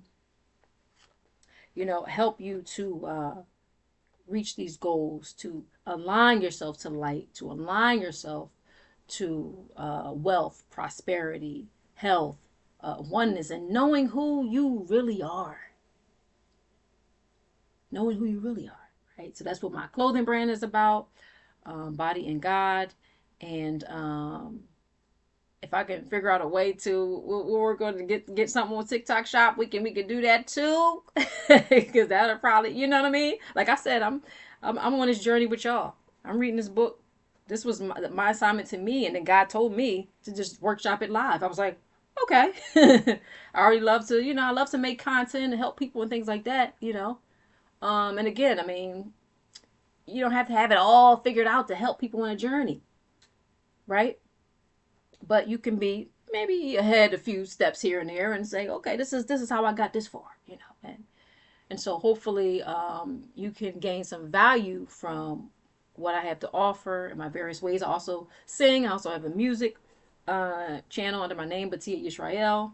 My music is usually very biblically based, but since I have become metaphysical, it has that metaphysical, oneness, all is one, all is God, kind of element, Lord willing, to the new music that I'll be putting out. Yeah, so very interesting. I did do a like an impromptu song behind Billy Carson's prayer. You heard of Billy Carson? Real big guy in metaphysics. It's a little controversial, right? But he made this prayer, and somebody put the prayer to music, and it really it struck me. It inspired me, and then I sang a little bit. And it's on my music channel by Tia Israel, and it's yeah, I think people really enjoy that. So you can find that, check it out. And so this is also part of what I do through music, through, like I said, my clothing brand, um, which I can on the recorded version I can put show some pictures of some of my product, and through my videos on Soular Alignment. I also have a Wealth with Tia channel. I don't want to kind of spread myself too thin, but more of my Wealth with Tia is more of the specifics of, like, you know, what specific thing we'll do to, like, build wealth and things like that. The Soular Alignment, we talk about it, and we, are having the steps and things like that. But like if I say, okay, we're gonna, this is how you make an ebook. This is how I would probably put that on the Wealth with Tia type of thing. Yeah, and then I have my Body in God separate channel as well, and page that is the brand itself. The t-shirt and casual wear brand, not just t-shirts, but you got to start somewhere. And so, but all of those things are here, to help humanity, right? To remember who we are, to uplift, who we are, and to also help to, make myself prosperous in the process as well, and to increase my prosperity, because we all know that the first way of us being wealthy is being healthy. That's the first thing, okay? If you have your health, you're wealthy. You know, if and when you know who you are, you're wealthy as well. There are a lot of people walking around who don't know who they are, right? And this is part of what we're doing here, is learning how to remember and know who we are. And by knowing who you are, what is that? It's not just knowing your name. It's knowing your power. That's how you know who you are. Are, right? Isn't that, I don't know, is that a verb? That's like a type of verb, But basically, it's an action word. It's a being. It's not as active as all the other words, but it is a beingness.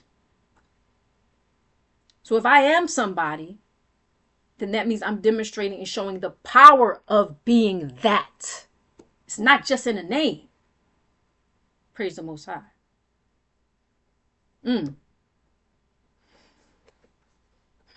I am that I am. I have my windows up, and when we went over Amos 3 and 6, if there's evil in the streets, have I not put it there?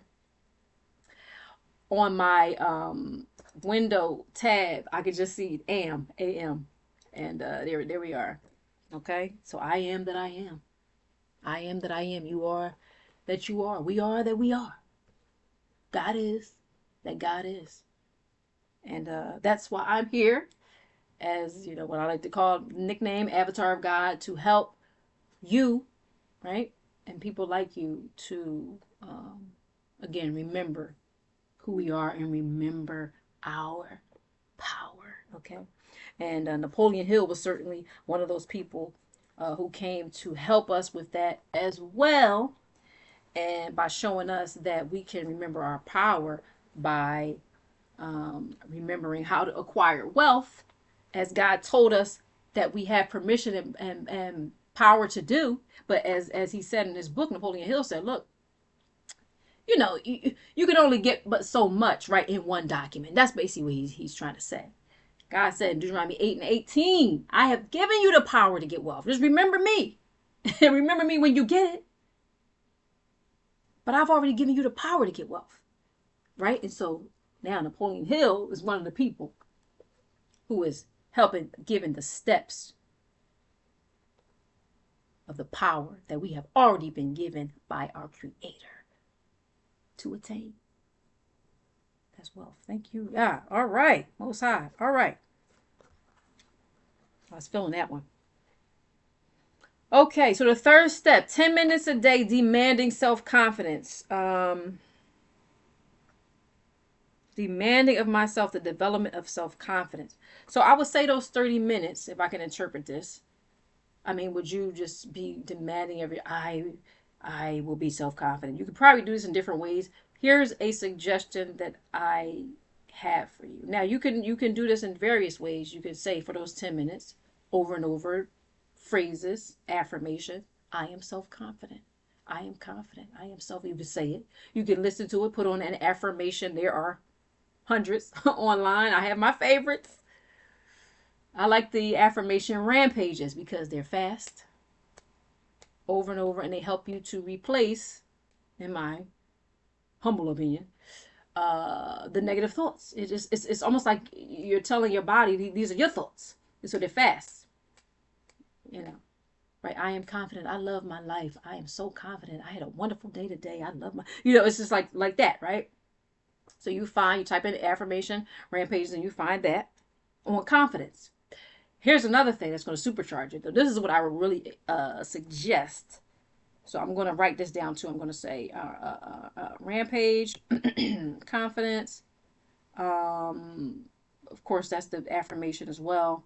Or I say self-spoken affirmations. And are you taking notes? Are you taking mental notes? What are we doing? Am I the only one taking notes? All right. And EFT. I love EFT, y'all. EFT is magic. Yes, it is now. Okay. EFT. So find you an EFT tapping on self-confidence. And usually they are about 10 minutes. Okay, so that'll take care of that right there. Okay. All right, so we are on the fourth step to the self-confidence formula that Napoleon Hill has given us.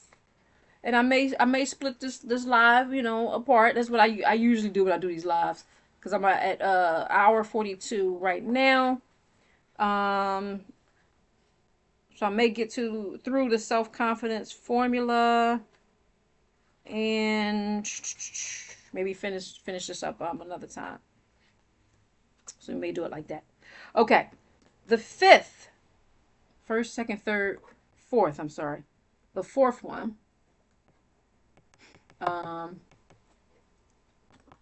have clearly written down. Here we go now. We got assignments. I have clearly written down a description of my definite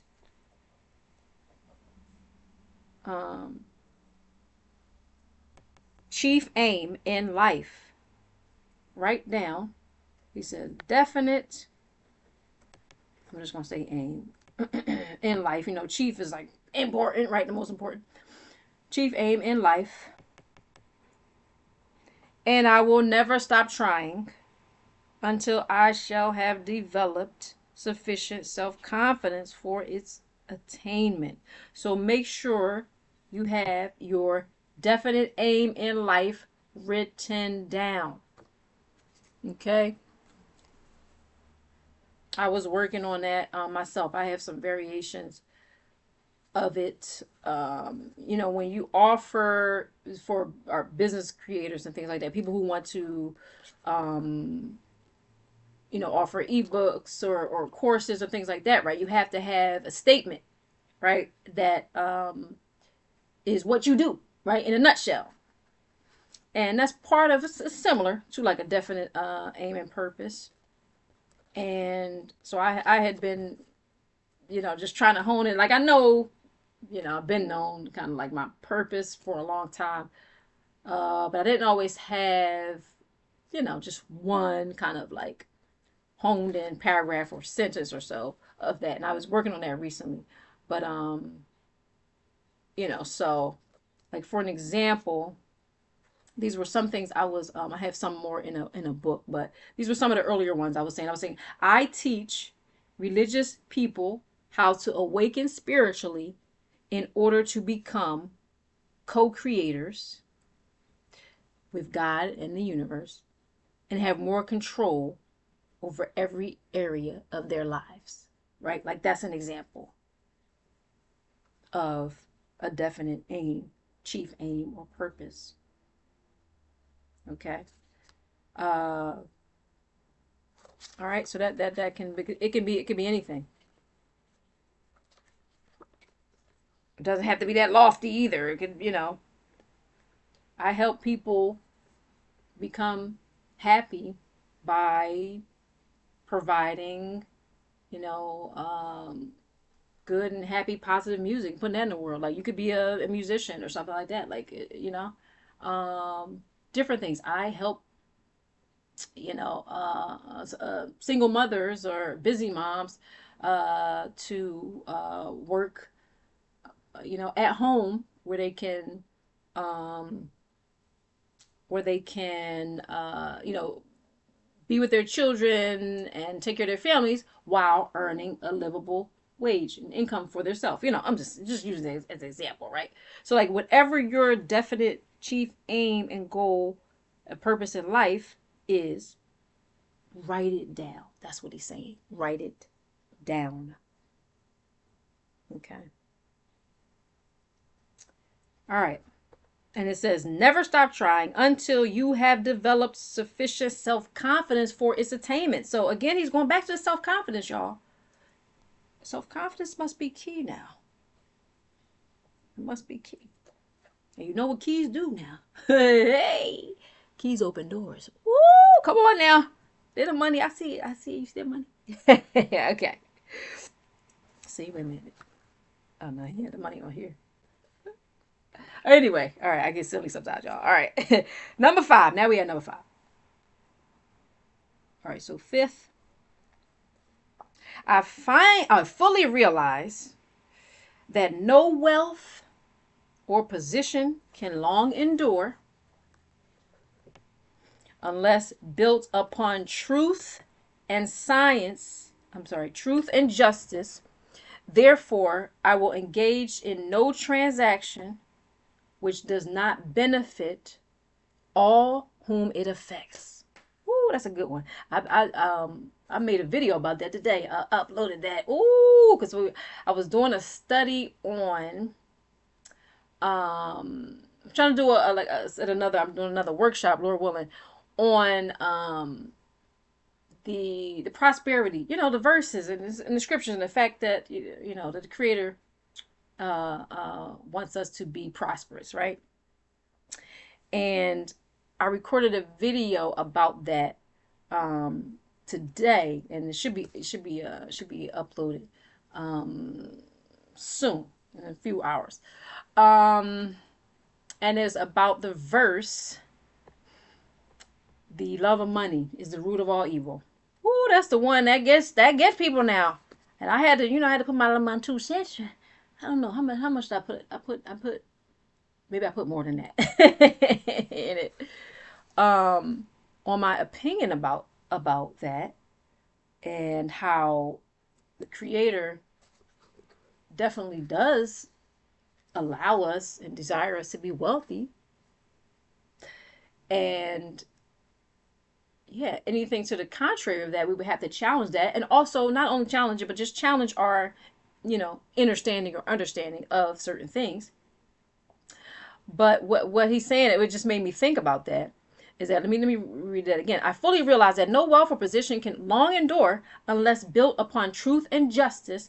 Therefore, I will engage in no transaction which does not benefit all whom it affects. And the video was sparked, to be created because in real time, I was revamping like my links and stuff like that, like trying to see, what I can offer people as far as like maybe recommending a product, maybe having like, just certain whether it's I'm trying to, and the algorithms, I want to, be nice with the algorithms, especially over here on TikTok.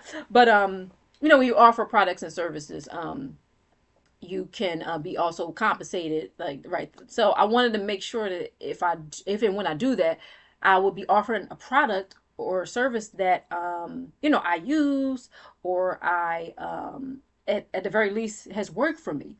And there's a specific course that has a very high um what is it, affiliate, like a payment to it. And I said, yeah, but I'm not just going to put that link up anywhere and offer that as a suggestion that people can go to, because number one, it's a lot of, it costs a lot. And number two, it didn't really work for me like that. Like, so why would I recommend it? Only because I could get a certain amount from it if somebody else does. Now, it could work for you. It could work for somebody else. It has worked for some people. I'm not saying it hasn't worked for anybody. But when I went through it, like I've gone through courses, fortunately or whatever, have purchased a number of them, put it like that. And a good course is not just going to tell you the what. It's going to do what Napoleon Hill is doing. It's going to do what we're doing right now, right? For free on live, on TikTok, on the tube, and all that good stuff, right? It's going to tell you how.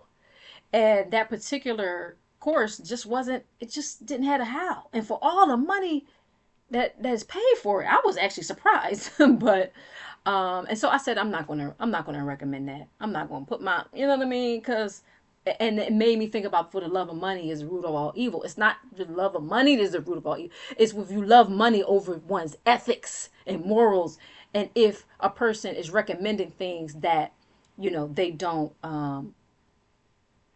use, that it didn't work for them just because you know they can get something from it, right? If they recommend something to somebody that they know is not good for them, like I was saying in the video, how many companies do that?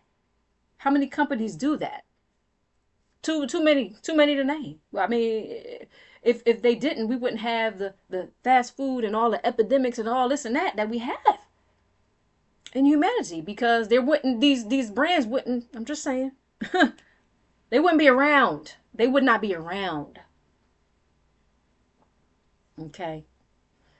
And so that's very important, like what he said. And that just made me think about that. It says, I will engage in no transaction which does not benefit all whom it affects. Right? Period. Now, of course, you can't, may not be able to control every aspect of everything, right? It just means that for your part and what you're recommending, all is good on your side, right?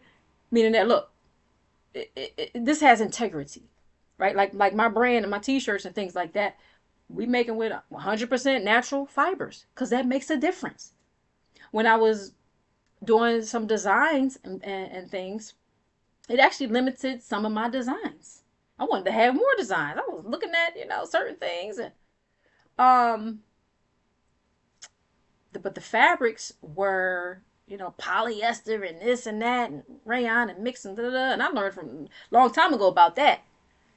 Like I said, I studied the Old Testament when I was growing up, and we were taught, not to mix the fabrics and things like that. Now I still personally, I might wear certain things for convenience.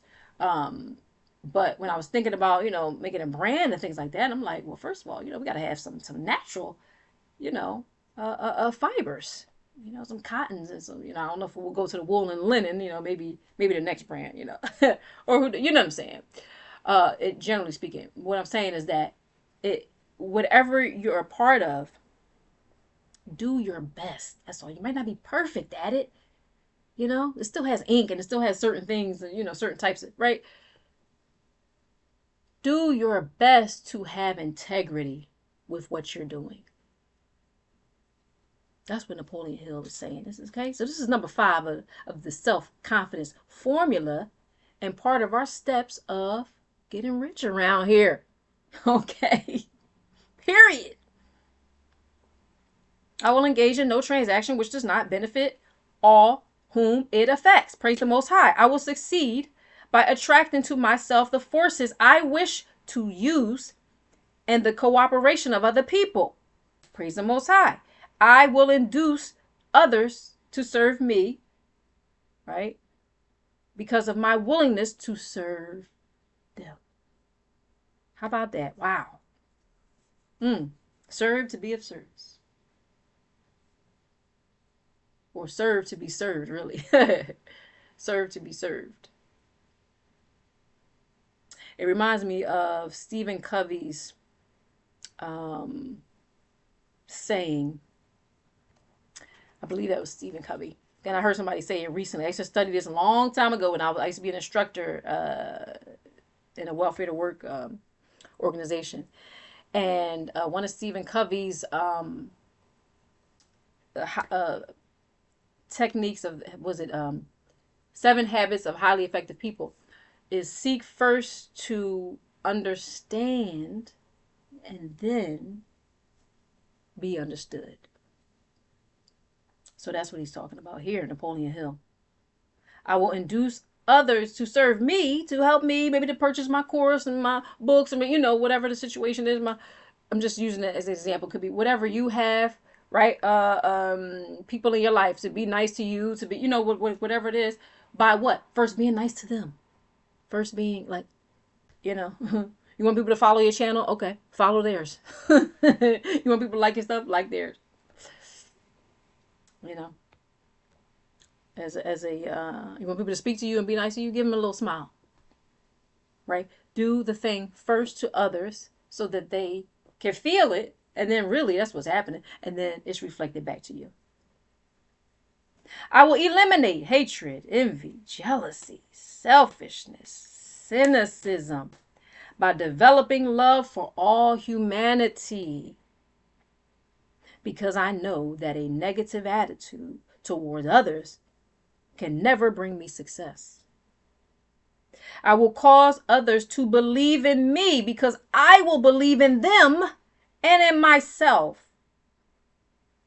I will sign my name to this formula, commit it to memory, and repeat it aloud once a day. And with full faith that I will gradually influence my thoughts and actions so that I will become a self-reliant and successful person. Wow. All right, so the 5th, we got another task here. And I think this is the last part of it.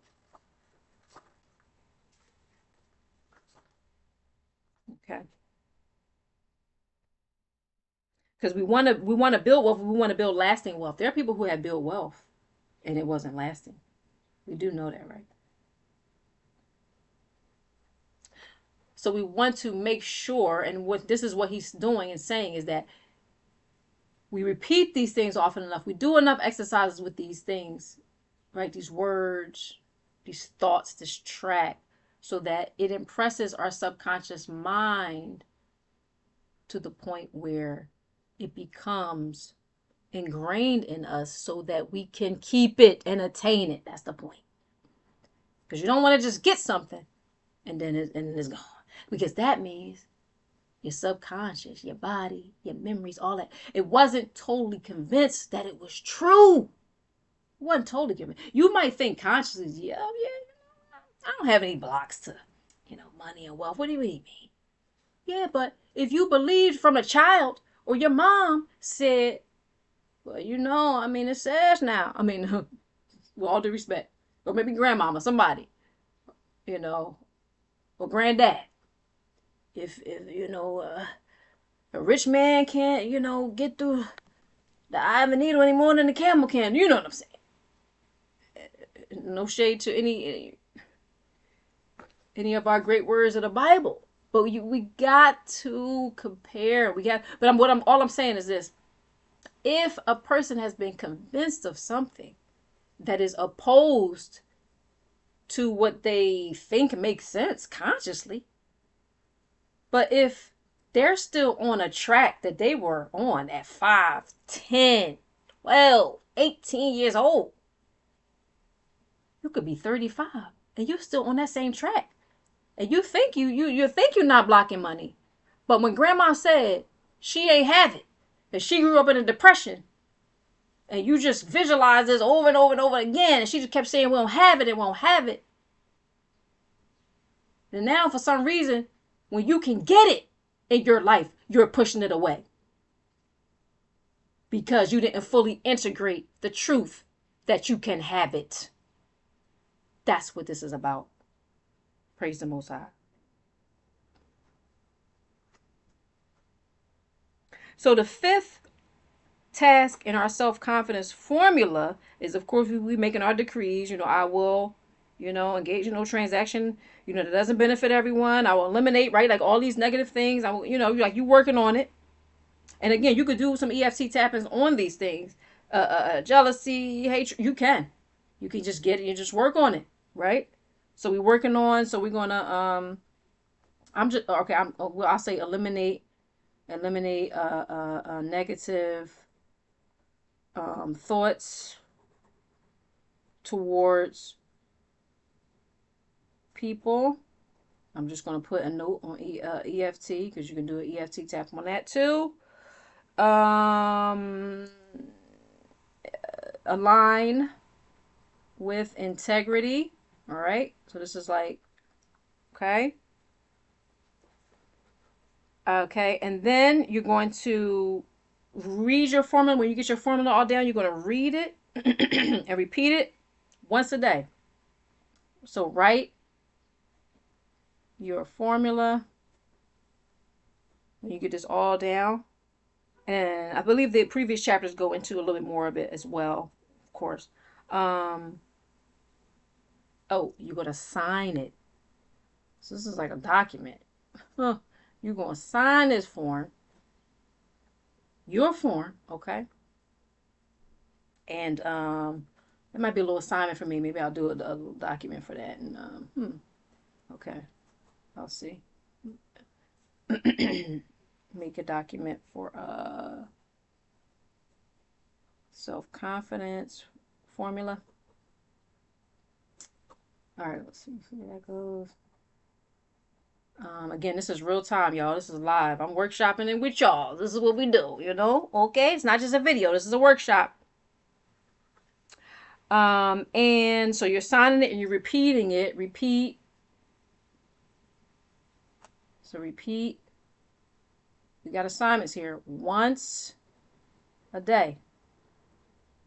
So you got 30 minutes a day thinking of who you intend to become. 10 minutes demanding self-confidence. 10 minutes per day. Writing down your definite aim in life. First one was committing to all these actions. Fifth is eliminating negative thoughts towards people. Working on that. Aligning with your integrity. Writing your formula down. Signing it. Repeating it out loud. Out loud. Repeat once a day with full faith that it will gradually influence your thoughts, your actions, so that you will become a self-reliant and successful person. Okay, that's almost a place I want to kind of end it for right now. That's on a great note. Let's just see. We can do a little bit more, or if we need to do a little bit more. So back of this formula, that was really good, y'all. Okay, so we could just take that and just, that is Napoleon Hill's self-confidence formula. Okay. Back of this formula, right? So what's backing this is the law of nature, which no person has yet been able to explain. It has baffled the scientists of all ages. The psychologists have turned this law autosuggestion. Psychologists have named this law autosuggestion and let it go at that, right? So that's what they named it. The name by which one calls this law is of little importance. So like whatever they name it, it's not that important. The important fact is that it works. That's a book too. A book you can get called It Works. Have you heard about that? A little book of manifestation. For the glory and success of mankind and womankind. If it is used constructively, on the other hand, if used destructively, it will destroy just as readily. In this statement, may be found a very significant truth, namely, that those who go down in defeat and end their lives in poverty or misery and distress do so because of negative application of the principle of autosuggestion. That's it. The cause may be found in the fact that all impulses of thought have a tendency to clothe themselves in their physical equivalent. Again, he's just repeating, like, your thoughts just come as things. You know, you've heard that before. Thoughts are things, or thoughts become things. Okay? I'll just kind of like read these couple pages out, or these pages, and then we'll end it for today. Okay? It's at 8 a.m. right now. The subconscious mind, the chemical laboratory in which all thought impulses are combined and made ready for translation into physical reality, makes no distinction now between constructive and destructive thought impulses, as he said before. It works with the material we feed it through our thought impulses. The subconscious mind will translate into reality a thought driven by fear just as quickly or readily, as he says, as it will translate into reality a thought driven by courage or faith. We like those thoughts better. Okay, we want the courageous and the faith-based thoughts, right? The mustard seeds, okay, that grow into mighty trees. The pages of medical history are rich with illustrations of causes of, or cases of suggestive canceling of oneself. I'm trying to say it in a certain way for the public, the algorithms, right? So when a person cancels themselves, like for real, okay, he says the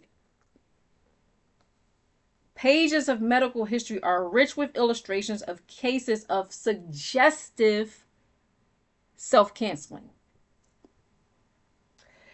A person may commit self-canceling through negative suggestion just as effectively as by any other means. That is amazing. Like, But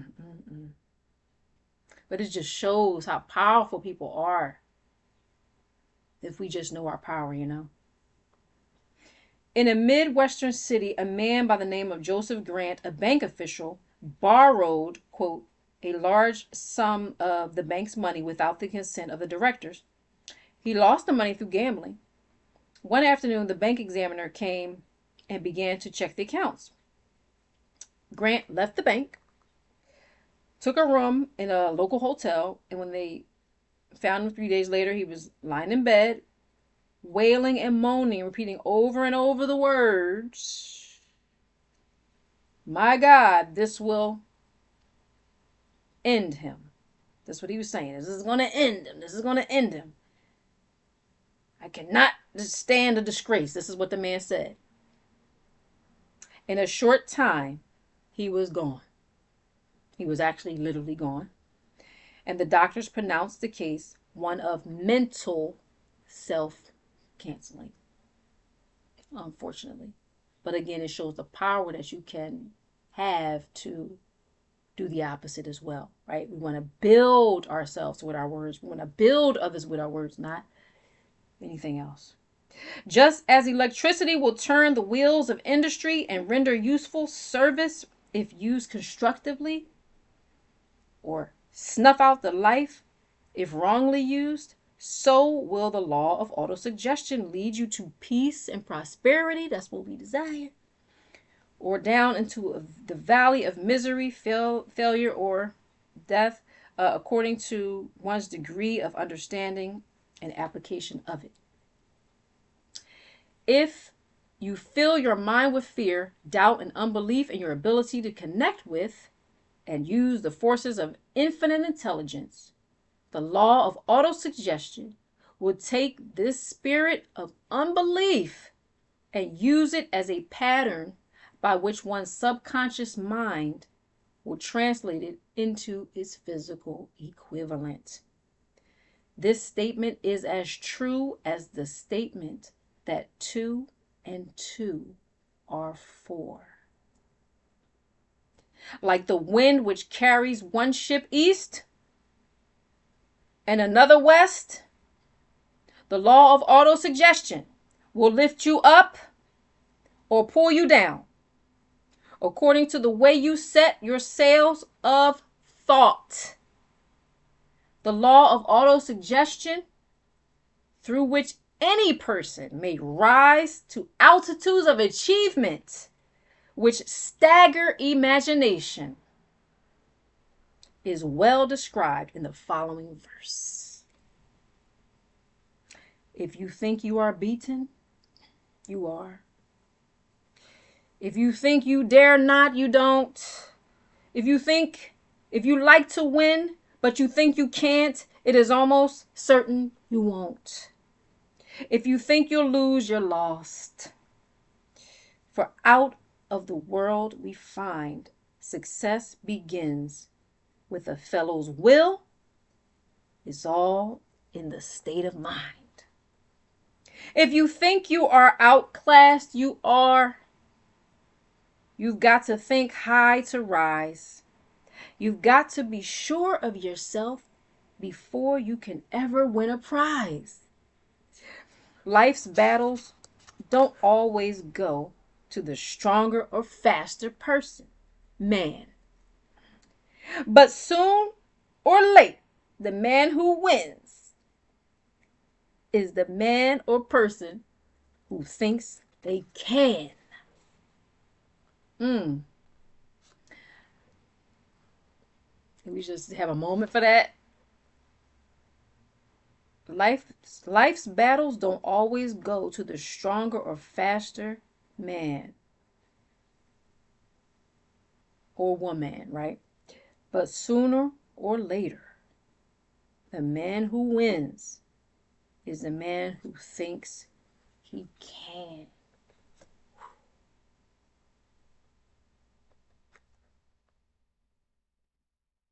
I think I heard Les Brown say before, he might have said something similar to this, like if you think you can or if you think you can't, either way you're right, right? It's basically the same thing. All right, so observe the words which have been emphasized and you will catch the deep meaning which the poet had in mind. Somewhere in your makeup, perhaps in the cells of your brain, there lies sleeping the seed of achievement, which, if aroused and put into action, would carry you to heights such as you may never have hoped to attain. Just as a master musician may cause the most beautiful strains of music to pour forth from the strings of a violin, so you may arouse the genius which lies asleep in your brain and cause it to drive you upward to whatever goal you may wish to achieve. Abraham Lincoln was a failure at everything he tried until he was well past the age of 40.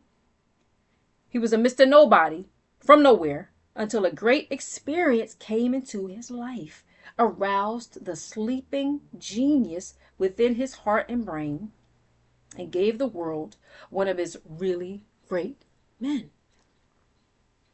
That experience was mixed with the emotions of sorrow and love. It came to him through Anne Rutledge, the only woman who he ever really truly loved. It is a known fact that the emotion of love is closely akin to the state of mind known as faith. And this for the reason that love comes very near to translating one's thought impulses into their spiritual equivalent. So love comes very close to translating one's thought impulses into their spiritual equivalent. During his work of research, I'm going to start to get ready to end it here. I have a little caveat to add at the end. During his work of research, The author discovered from the analysis of the life work and achievements of hundreds of men of outstanding accomplishment that there was the influence of a woman's love back of nearly every one of them. The emotion of love in the human heart and brain creates a favorable field of magnetic attraction, which causes an influx of the higher, finer vibrations which are afloat in the ether. The emotion of love in the human heart and brain creates a favorable field of magnetic attraction, which causes an influx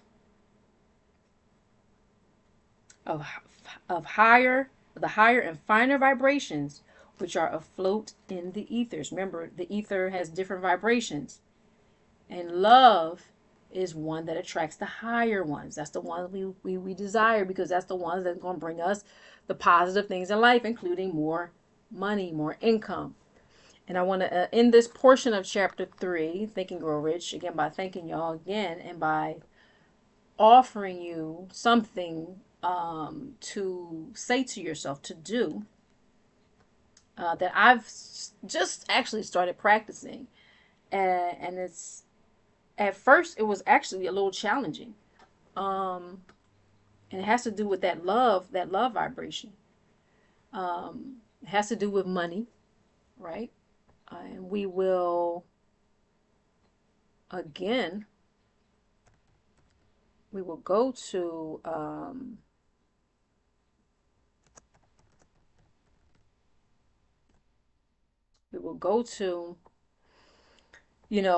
that love of money. So again, this quote that gets so many people hung up, is, I'll turn a little bit of the vibes on now, has to do with love.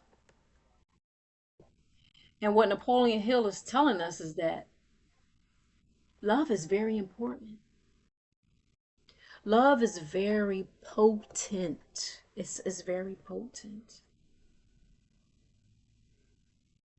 And whatever you love, you attract to you, and whatever you don't love, I mean, generally speaking, you would say you won't attract it. Now, there are people who attract things to themselves that they say they don't like, they say they don't, right? But they have so much of it in their body, even if they say they don't like it or don't love it, because they're focusing on it too much, right? So even that's a portion of love, because if you really don't like something, you don't want nothing to do with it.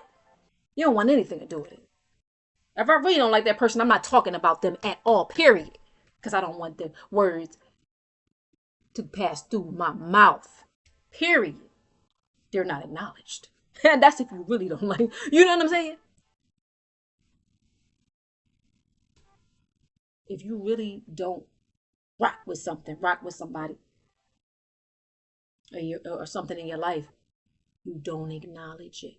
But here's what I'm getting to with this, with the love of money. This verse, this is why we need to really get to the root of it. It says the love of money is the root of all kinds of evil.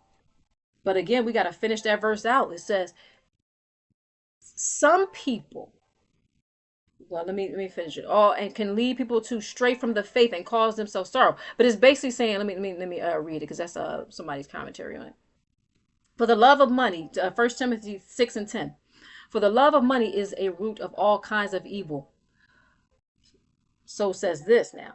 Some people eager for money have wandered from the faith and pierced themselves through with many griefs. That's the issue. It's the some people, and it ain't everybody, it's the some people who were too eager for money, have wandered from the faith and got themselves in trouble. But what if you stay in the faith and you got money? What if you stay in the faith and you eager for money? But you're not that eager that you are not going to lose your ethics and your morals. Then where's the love and the money placed then? In other words, What Napoleon Hill is telling us and teaching us is that love is a very powerful motivator for attracting things to you in your life. So if something or someone is telling you that you can't love money, then what do you think money is going to do?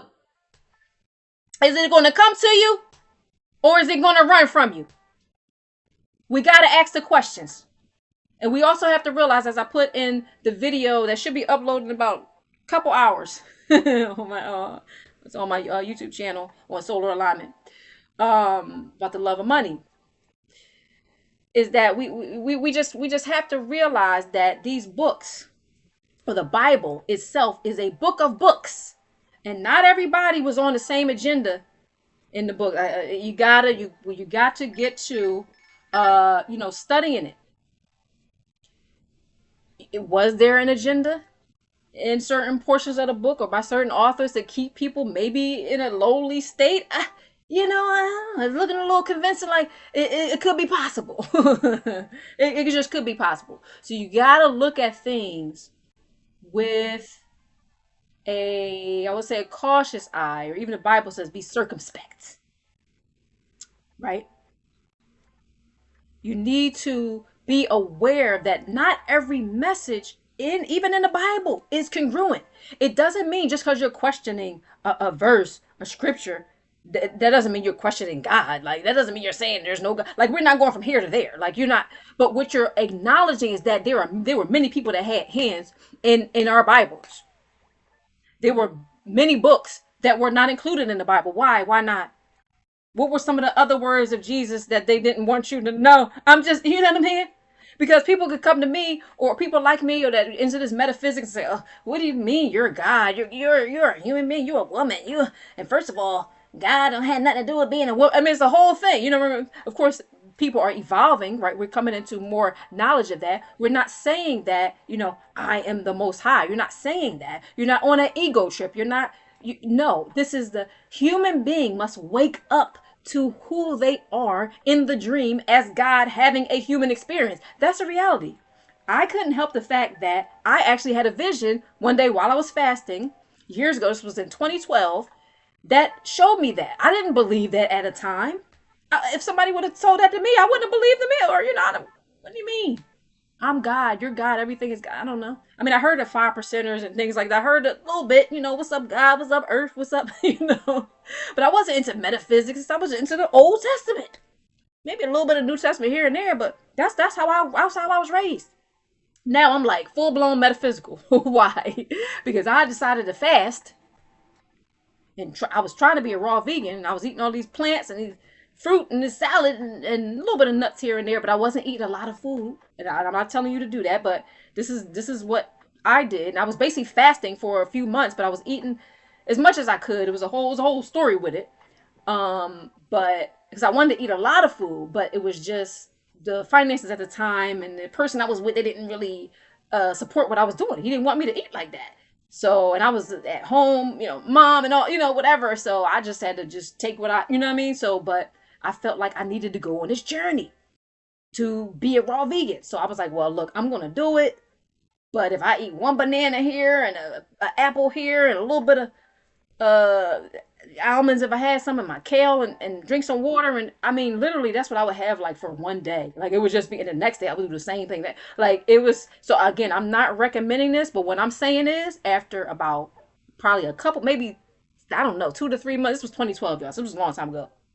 But after a few months of me doing that, eating that little bit of food, and all it was fruit and maybe a little bit of nuts here when I can get it, maybe some raisins here and there, on my kale and all that, I had a vision. I was sitting outside in the sun.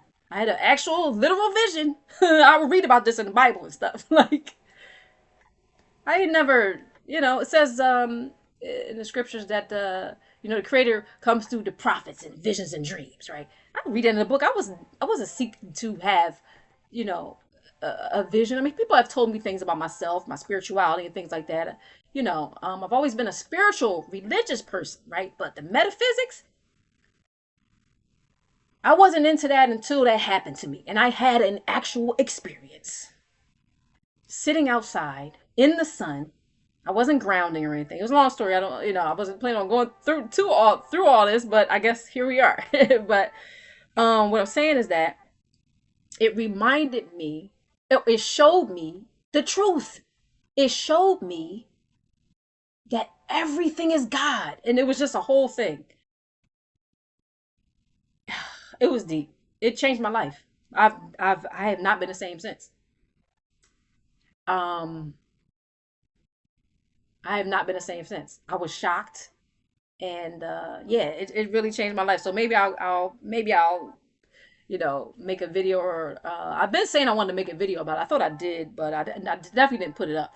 But anyway, but it it showed me that I am God as Batia in a human body. It was a whole like, because imagine, and the fasted brain is in a certain state of mind, right? This is why Moses, right, uh, fasted for 40 days and 40 nights, but he received the law, right? We can look at it metaphysically, whether it really happened or not. I'm not debating that right now. But what I'm saying is that that's a metaphysical. It's basically you receive the law, you receive the information of oneness when you get a lot of the things out the way. And that's what happened to me. So I'm telling you this from real time. Like the metaphysics stuff I teach on my channel, solar alignment and all that, you are God, and then all the things that came to me in the lingo and stuff, it didn't come from me reading a book. It didn't come from me hearing anybody else tell it. When I hear other people then, and this was years later, I would watch videos. I'm like, oh, other people talk about this. It's not just me. I didn't know this was a thing.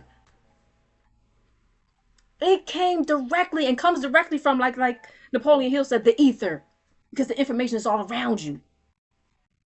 But here's what I'm saying, and why I went into all of this, because I was trying to go into that's the real truth behind all of it. But if you are thinking that you are not allowed to love money or the blessing of money in your life, you're going to continue to push it away from yourself. That's what I'm saying. And if 1 Timothy 6:10 is telling you that you need to look at it in a circumspect, roundabout, a thorough way, and see, is this the word of God all the way? Because see, the word of God doesn't conflict. Because if the Most High told me in Deuteronomy 8:18, and the children of Israel, that I've given you the power to get wealth, then why are you now telling me years later in some other books, and you're not saying thus says Yah, we going into the Hebrew, you're not saying, and you're not going into the original, you're not saying this is what the Most High gave to me. You're saying, well, I mean, not the much. I'm just saying. I'm not saying there's no truth in like the New Testament and even in the Book of Timothy, and that I didn't learn anything from this verse. What I'm saying is we have to examine. You gotta cross-examine like anything else. The Bible is a book of several books put together, made to look like one book. And some of the people did not know each other, and some of them were not on the same agenda. And we need to study. And when you start asking questions, it doesn't mean that you don't love God, or you don't have a religion, or you don't, because I'm still religious, but I'm metaphysical as well. I'm still a human being. I still got to walk and talk, you know what I mean? So the people who get into the metaphysics and know, okay, I am God as a human being, and having this human experience, okay, but you still got to walk on 2 feet, right, and go to the bathroom just like everybody else too, right? You know what I'm saying? Like we still have to do the regular stuff like a human being. So we understand that we can still be religious, still have ceremony. I can still keep the Sabbath day. I can still rest on one day of the week at the end of the week. Right? Do you understand what I'm saying? There have been a lot of changes. Even that. I wasn't even thinking of bringing that. Even that. Is the Sabbath day Saturday or is it Sunday? I'm like, we got to ask these questions. This is not judgment. But I'm proud I'm going off a little bit on this because it has held me back in my life for too long as well. No, the love of money is not the root of all evil. It's what you do about it in regards to it is if you love money over your ethics, if you love money over God, if you love money over the law, and you want to do whatever you want to do or can do to get it to harm others, that's when it's a problem. But if you go before that verse in First Timothy 6 and 10, if you go to like 8 and 9, and before that, it looks like somebody is trying to tell you just be satisfied with some food and some clothes, and don't try to get more riches. But whose agenda is that? I'm not saying we have to be what we have to be greedy or and again, even these words associated with money, that's what's repelling it from people. That's the issue a lot of times. Okay. um Gotta turn on my battery saver my phone. But anyway, I'm ended it up. So, but that's what gets us. So I just want to end this out by just saying that your love, where you place your love, attracts things to you, right? Where you place your love is very important. And so place your love, you could place your love on money. You could place your love on money as a blessing from God. How about that? Even if you're not at the point where you say you love money, you say, well, do you love having it? I mean, we need it, some form of it, whatever we want to call it, whether it's jewels, diamonds, wealth from the land, whatever we want to, that's the word money that we use. God blesses those who he loves, who she loves, right? So with that, learn how to place your money or your love, there you go, your love on money as well, and start to add that as an affirmation to bring it all the way around as well. I love money, money loves me. How about that? See how that changes your life. See how it rolls off the tongue. When I first started saying that was tough. I'm like, and when I felt the emotions a little bit, when I said money loves me, I was like, I felt emotion because I'm like, did I really feel like money loved me? It was just a whole thing. So again, we can get into that. I want to workshop all this, Lord willing. Some more. This is Think and Grow Rich. This is chapter 3. We got to finish that out. Again, my name is Batia Yishrael. Thank you for being with me for these 2.5 hours today on the 2nd of July, 2025. And with that, I will bid you adieu. Give you love. Send you love, peace. Subscribe, follow, all that good stuff. Share. And yeah, let's build ourselves on this journey to wealth and realize that the Creator has given us permission to be wealthy, and we should love that and love at least the Creator for giving us wealth and access to money and the power to get it. I love that. Okay, and so thank you. I love the fact that you're here, and peace and love. Have a wonderful day. All right, peace and love.